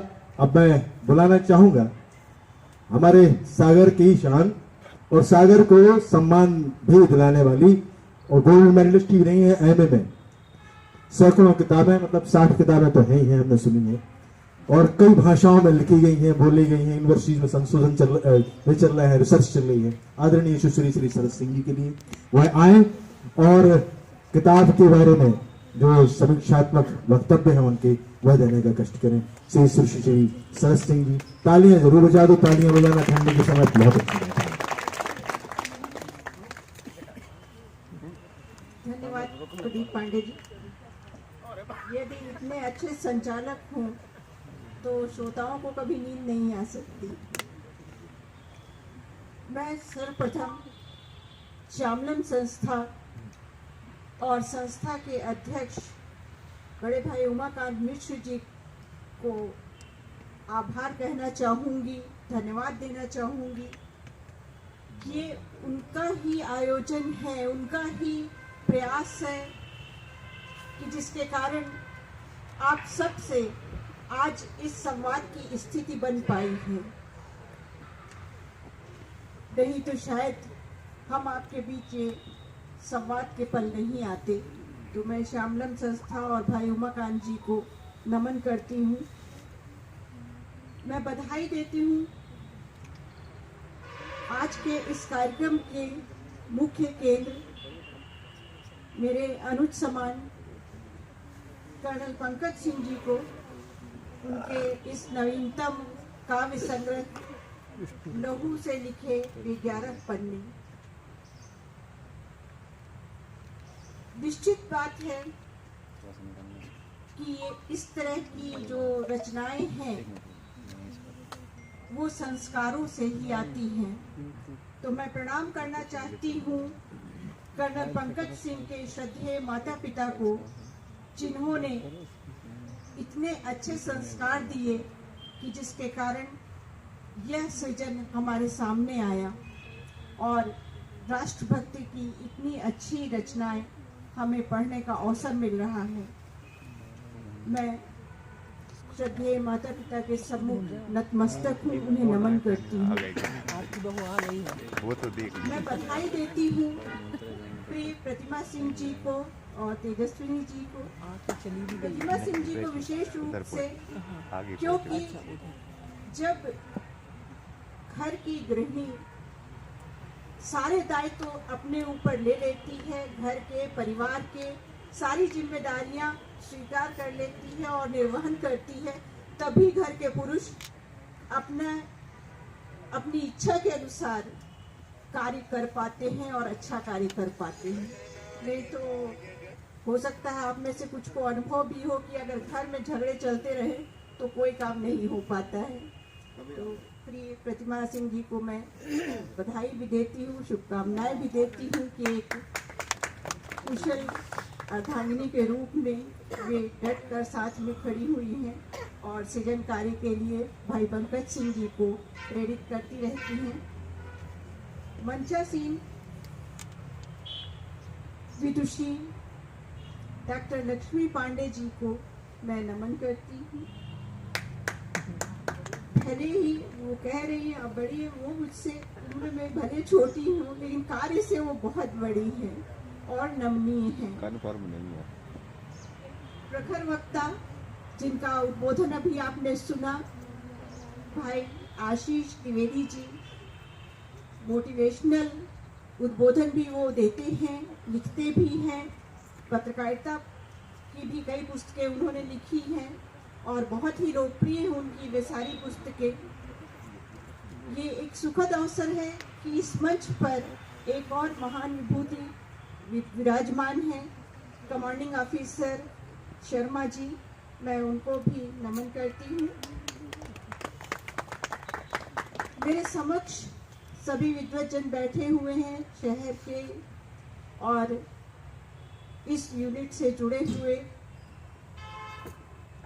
परम आदरणीय व्यंग विधा के पुरोधा डॉक्टर सुरेश आचार्य जी को मैं प्रणाम करती हूँ।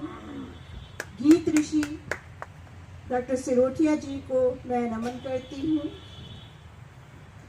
और जब मुझे कोई निजी समस्या आती है, जैसे अभी पिछले समय ही हुआ कि मेरे किताब का लोकार्पण था और मुझे घबराहट हो रही थी, मैंने फौरन फ़ोन लगाया जिनको और जिन्होंने मुझे बहुत तसल्ली दी और कहना चाहिए ढाढ़स बंधाया।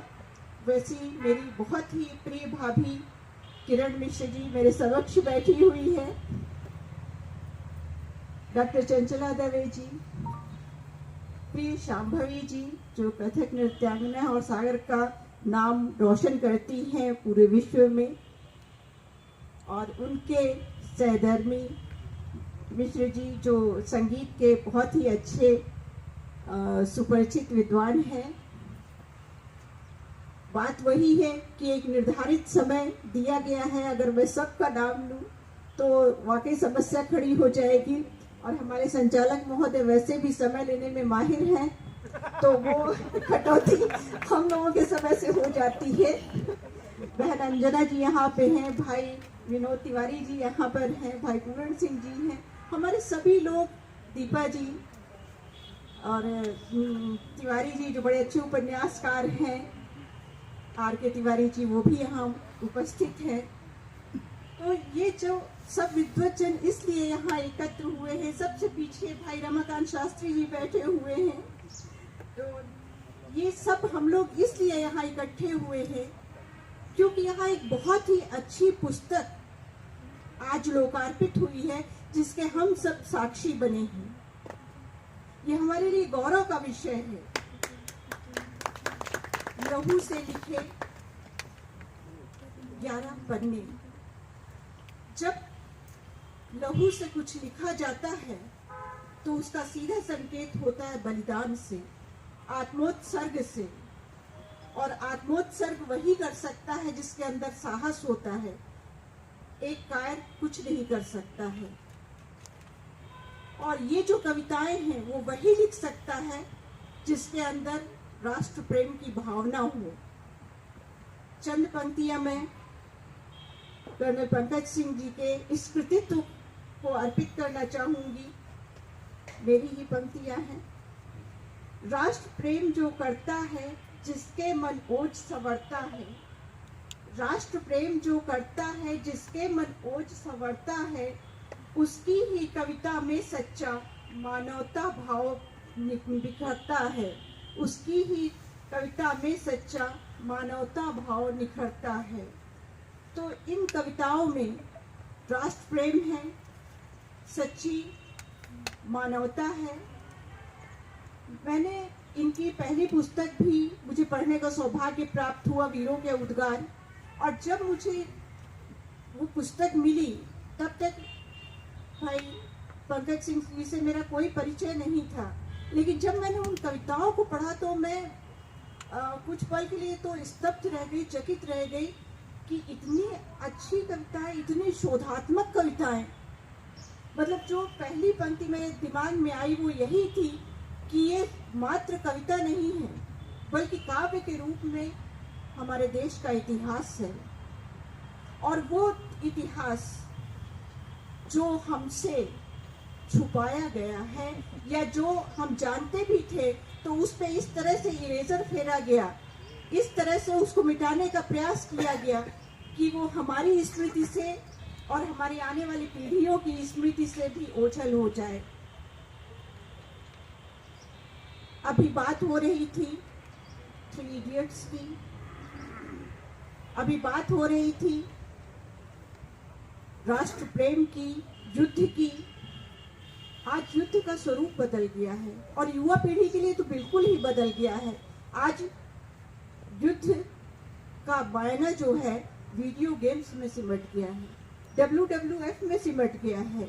वो जो नकली उत्तेजना है, कृत्रिम उत्तेजना है, वहां तक सिमट के रह गया है। यानी जो अंदर की ऊर्जा है वही नष्ट कर देने का एक षड्यंत्र है, ताकि जब हमारी ऊर्जा नष्ट हो जाएगी तो हम आगे लड़ने की बात या टक्कर लेने की बात कैसे सोच सकेंगे। वो ऊर्जा तो हमारी वहीं नष्ट कर दी गई। तो ये जो एक षड्यंत्रकारी तरीका है जिसकी चर्चा अभी भाई आशीष द्विवेदी जी ने भी की, वाकई चिंता का विषय है। और ये चिंताएं तभी दूर हो सकती हैं जब लहू से लिखे वे 11 पन्ने जैसी पुस्तक हमारे समक्ष आए और इसी तरह की रचनाएं लिखी जाती रहें। इस जो पुस्तक है उसकी जो शीर्षक कविता है लहू से लिखे वे 11 पन्ने, बहुत ही महत्वपूर्ण कविता है। इसमें वे 11 घटनाएं हैं जो हमारे इतिहास में घटी और जिसमें भयानक रक्तपात हुआ। जैसे कुचा चालान का उल्लेख किया गया है इस कविता में, फसाया नाला का उल्लेख किया गया है, कुका विद्रोहियों का उल्लेख किया गया है। कुचा चालान के बारे में बहुत कम लोग आज जानते हैं, यहाँ तक कि दिल्ली वाले भी नहीं जानते, जबकि दिल्ली के दरियागंज में कुचा चालान स्थित है। लेकिन वे भी नहीं जानते, वो तो ये भी नहीं जानते कि उसका महत्व क्या है या वहाँ कोई घटना घटी। ये स्थिति हो गई है कि हम अपने शहर, अपने आसपास के घटनाओं से भी बेखबर होते जा रहे हैं। इस तरह से इस कविता को लिखकर कर्नल पंकज सिंह जी ने बहुत बड़ा काम किया है। मैं स्वयं इतिहास की विद्यार्थी रही हूँ और जब ये कविता पढ़ी तो मेरी स्मृति में वे सारे पन्ने में सारी घटनाएं कौंध गई।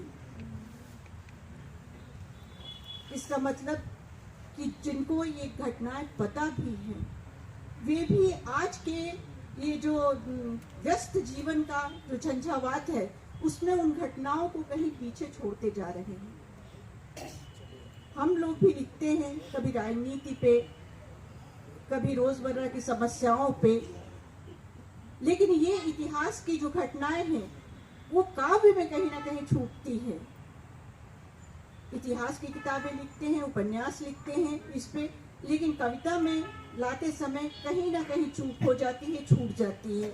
और इस चूक को दूर किया है कर्नल पंकज सिंह जी ने।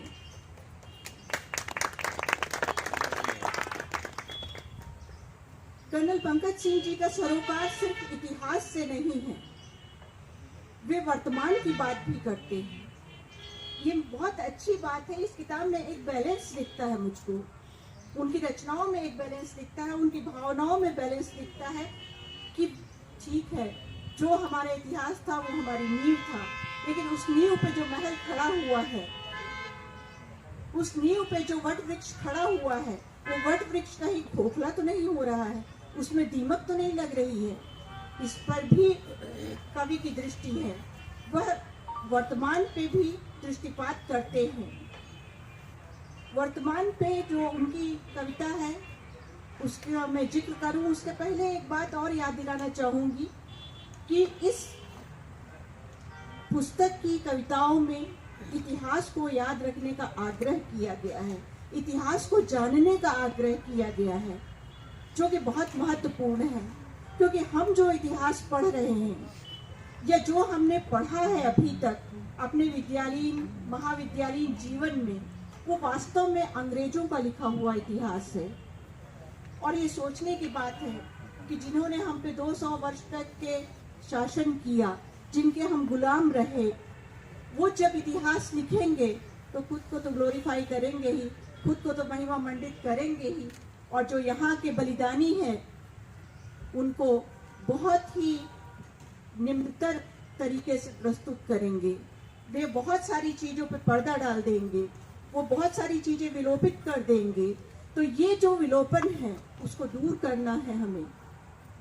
ये पुस्तक भी यही आग्रह करती है, इसकी कविताएं भी यही आग्रह करती है कि एक सच्चा इतिहास जो है वो हमें जानना चाहिए, जो हमारे गौरव से जुड़ा हुआ है उसको हमें जानना चाहिए। आप सोचिए कि जो अंग्रेजों ने इतिहास लिखा उसमें क्या लिखा? 1857 में गदर हुआ था। गदर का अर्थ क्या होता है? गदर का शाब्दिक अर्थ होता है उपद्रव। वो क्या उपद्रव था? हरगिज नहीं, वो एक सशस्त्र क्रांति थी, और उस क्रांति को गदर का नाम देके उसको लांछित किया गया।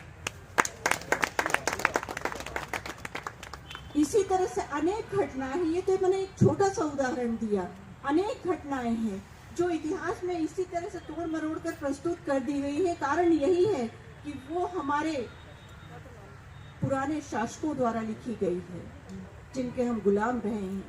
अब जब हम स्वतंत्र हैं तो हमें अपने इतिहास को खंगालना होगा, और जो उसकी सच्चाई है उसको सामने लाना होगा। इसीलिए इतिहास के पुनर्लेखन की बात बार बार उठती है कि जो तथ्य हैं, वास्तविक तथ्य हैं, उनको सामने लाया जाए।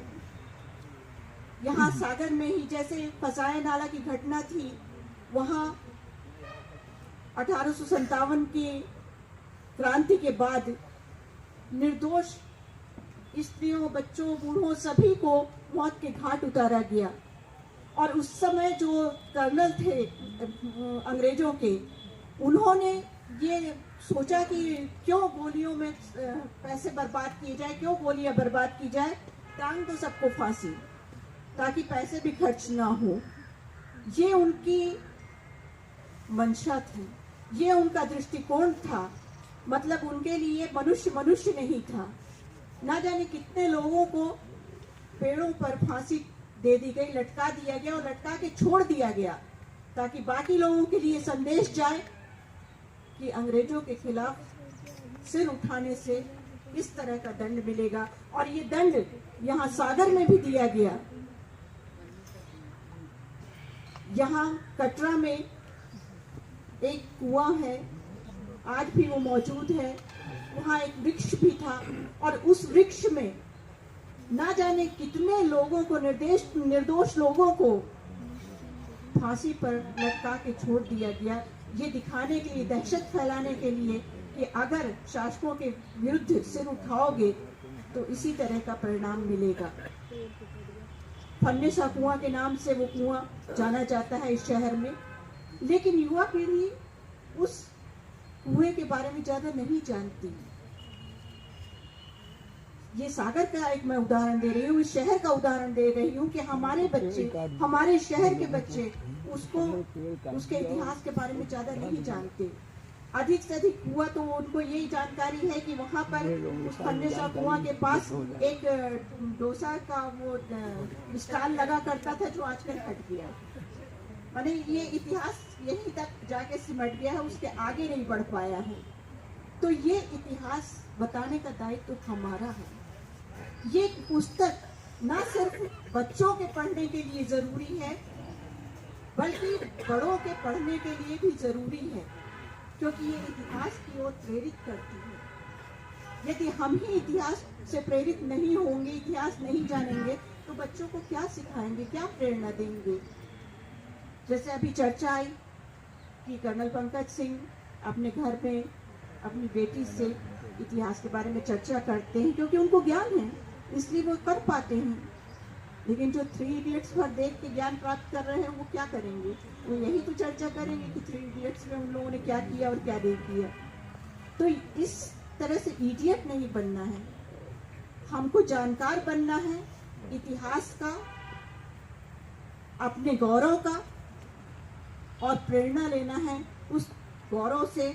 और इसके लिए इस मुद्दे पर ये जो पुस्तक है कर्नल पंकज सिंह की लहू से लिखे हुए 11 पन्ने, बहुत महत्वपूर्ण पुस्तक है।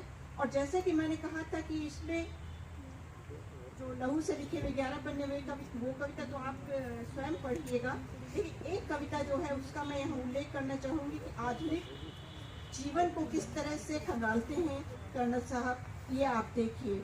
ऐसा नहीं है, हम सोचते हैं कि वे एक निश्चित रिस्ट्रिक्टेड एरिया में रह रहे हैं, एक सुरक्षित परिसर में रह रहे हैं, तो बाहरी दुनिया से उनका कोई संपर्क नहीं है या बाहरी दुनिया को नहीं जानते।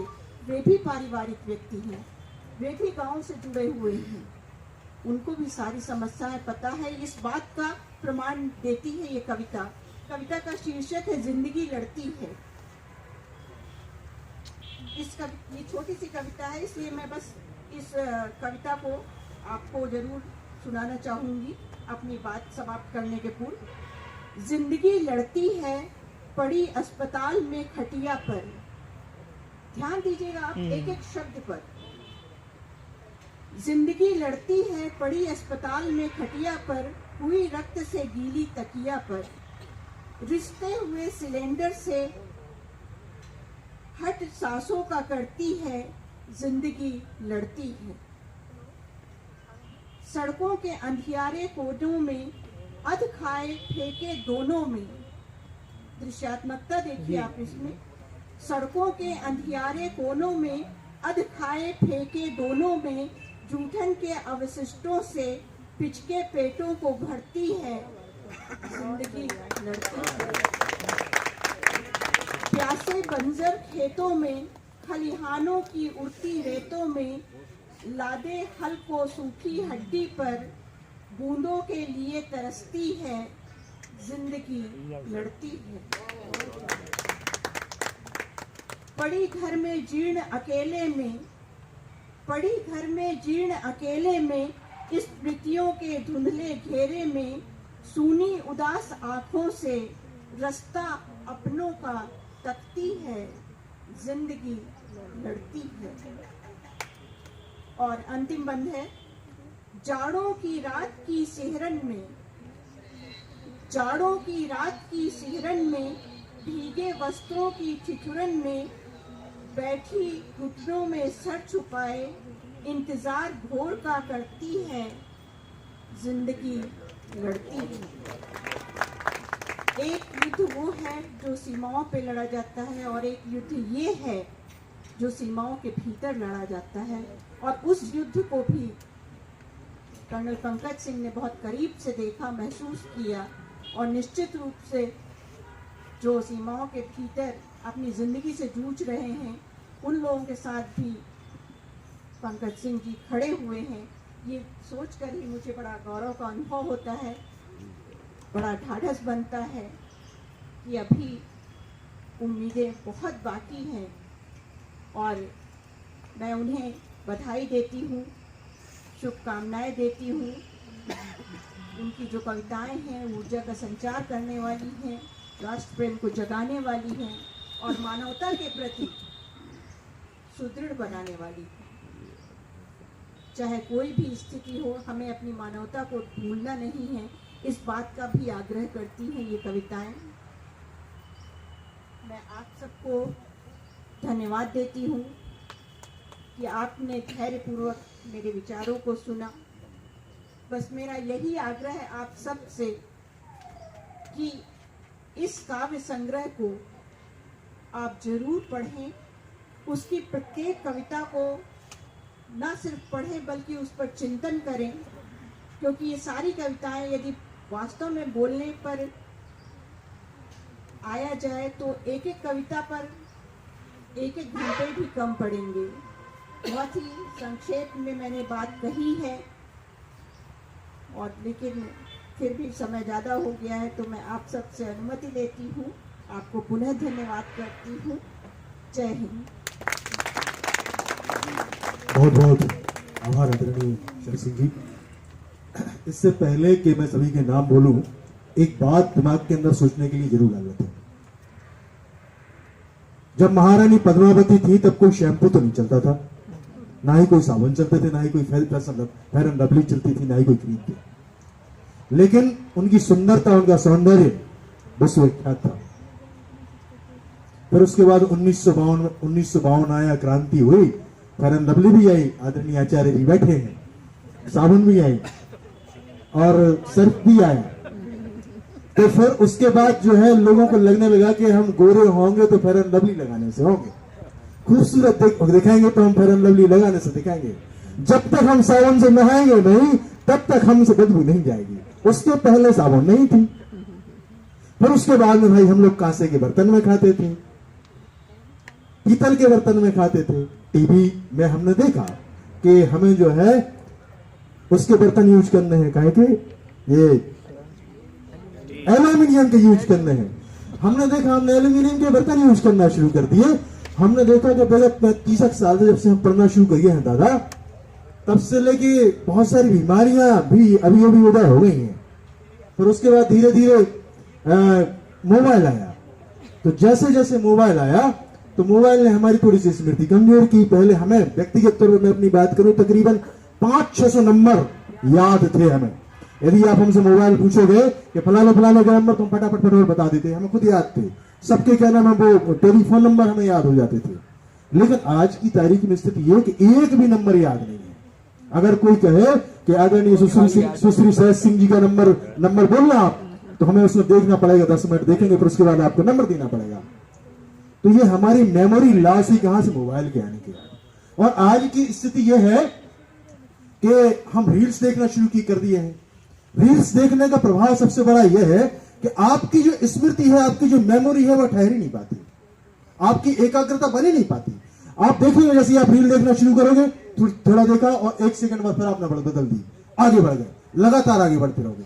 आपकी मेमोरी जो है, आपकी जो एकाग्रता है, वह लगातार खत्म की जा रही है और की गई है। और आपके अंदर के जो इम्यून सिस्टम जो लड़ने वाला है, वह भी खत्म किया जा रहा है और खत्म हो ही जाएगा। 20 साल में ध्यान रखिएगा। उम्र वैसे भी हम लोगों की कम हो गई, 70 साल आजकल औसत उम्र हो गई। जो भी इस सभागार में है और अभी जो इस समय के लोग हैं, उन्हें ही 100 साल तक मान लेना आप। इसके बाद जो आएगी 70 साल वाली है। मैं नाम लेना चाहूंगा, हमारे बीच बैठे हैं भाई ब्रजेश मिश्र जी। कहाँ गए? सामने। ये ब्रजेश मिश्र जी की जो है, जो कबीर बाणी वो गाते हैं तो इंटरनेशनल लेवल पर सुनी जाती है। मतलब जो ध्यान की प्रक्रिया होती है, जो संगीत बनाते हैं, तो पूरे विश्व में उन्हें सुना जाता है। सामने शुक्ला जी के बारे में तो हम बता ही चुके हैं। ये तो बहुत ही तो है ही है। हमारे बीच में बैठे हैं भैया हमारे साथी अतुल श्रीवास्तव जी, आदरणीय रमाकांत मिश्र जी का तो कहना ही क्या, श्री अनिल जैन साहब बैठे हैं, लक्ष्मी नारायण चौरसिया जी बैठे हैं, बिहारी सागर साहब से बैठे हैं, आदरणीय श्री अशोक तिवारी जी बैठे हैं, आर पांडे जी बैठे हैं, संतोष पांडे जी, पाठक जी का तो जवाब नहीं, उनका बराबर दिशा निर्देशन मिलता रहता है। हरी शुक्ल जी है और बीच में डॉक्टर प्यासी जी हैं, उनकी धर्मपत्नी है अर्चना प्यासी जी, वो भी साथ में बैठी हैं। हमारे क्रांति जबलपुरी जी कहाँ गए? उनका नाम क्रांति जरूर है मगर क्रांति में बहुत बड़ी बड़ी भ्रांतियां हैं। श्री क्रांति जबलपुरी जी, PR मलैया जी, गजाधर सागर जी, पूनम सिंह राजपूत जी, उदय खैर साहब, प्रभात कटारे जी और KL तिवारी, पुष्पेंद्र दुबे जी, पवन रजक जी, आदरणीय डॉक्टर विजयलक्ष्मी दुबे जी, सुमन जुड़ेले जी, श्रीमती किरण प्रभा मिश्र जी, हमने भाई साहब से पूछा, भाई साहब भाभी जी का नाम बता दो जरा, हमें नाम पता नहीं है ना, उन्हें पूछना भूल गए। तो हमने ये शिकायत कर दी, हमें इसका दोषी ना माना जाए और मारिएगा मत हमें। और श्री अशोक कुमार त्रिपाठी जी, रमेश दुबे जी साहब, अहम शरीफ साहब बैठे हैं, काशीराम जी बैठे हैं, अभिनंदन दीक्षित जी बैठे हैं। आप अपने आप सभी लोग चाहें तो अपने आप को तालियां बजा लें, क्योंकि इतनी खूबसूरती के साथ इतना प्रोग्राम चल रहा है और आप लोगों ने सुना भी। सुनना देखिए भाई कठिन प्रक्रिया है, सुनाना बिल्कुल सरल है। मैं बिल्कुल आग्रह करना चाहूंगा बिना किसी समय को बर्बाद किए हुए हमारे कार्यक्रम की अध्यक्षा, लेकिन इनके पहले मैं व्यक्तिगत तौर पर चाहता था कि हमारे गुरुजी 2 शब्द भी बोल दें। दरअसल उन्हें सुनने का इतना मन करता है आदरणीय आचार्य जी को सुनने का कि हम आपको क्या बताएं। यदि वो बोलेंगे हृदय से बहुत एक बार जोरदार तालियां आदरणीय सुरेश आचार्य साहब के लिए। आप सबके श्री चरणों में सादर प्रणाम करते हुए सभा को नमस्कार करता हूं। इस कार्यक्रम में यहाँ उपस्थित सभी साहित्य नायकों को नमस्कार करता हूँ और यहाँ आशीष द्विवेदी जैसे बढ़िया वक्ता हों, जगत जी जैसी वक्ता हों और कर्नल पंकज जैसे कवि हों, वहाँ पर कोई क्या बोलेगा। मगर मैं एक बात कहना चाहता हूँ कि कर्नल साहब, आपके नामकरण के समय ही तय हो गया था कि आप फौजी भी रहेंगे और कवि भी रहेंगे। पंकज आने होता है कमल का फूल और सिंह आने जानते ही हैं कभी ना मिले, यही प्रार्थना रहती है। तो सिंह का स्वरूप जो है आपका वो भारतीय फौज का रूप है और कमल जो है वो आपका कवि का रूप है। अपने नाम से आपने कविता पर विजय प्राप्त की और अपने नाम से आपने फौज में काम किया। इन दोनों के लिए आपको हार्दिक बधाई। और 2 शब्द से ज़्यादा बोल गया मैं, इसके लिए मेरे ऊपर कोई कार्रवाई ना की जाए। डॉक्टर अंजना चतुर्वेदी तिवारी जी बैठी हैं, बहुत ही अच्छे कुशल संचालक हैं। अब मैं आग्रह करूंगा, अच्छा वो सम्मान करना चाह रही हैं, उनसे आग्रह, क्योंकि पहले ही मैंने नाम बोला था शुरुआती दौर में और वो उस समय आ नहीं पाई थी। कोई बात नहीं,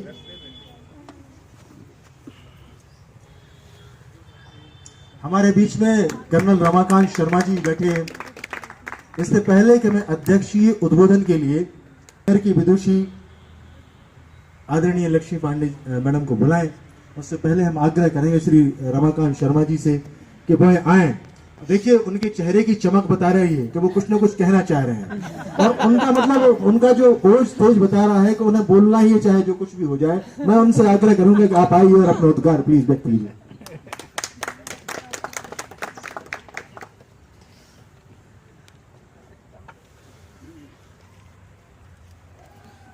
मंच पर उपस्थित VIPs एंड क्योंकि हमारी बेसिक ट्रेनिंग इंग्लिश में होती है, टीचिंग इंग्लिश में होती है, तो बीच में अगर मैं इंग्लिश यूज़ कर लूँ तो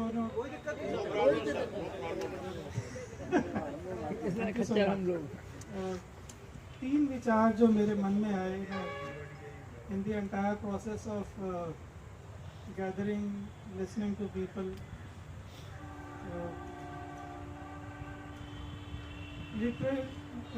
लिटरेचर और उससे मेरा कोई वास्ता ही नहीं, कभी रहा ही नहीं, कभी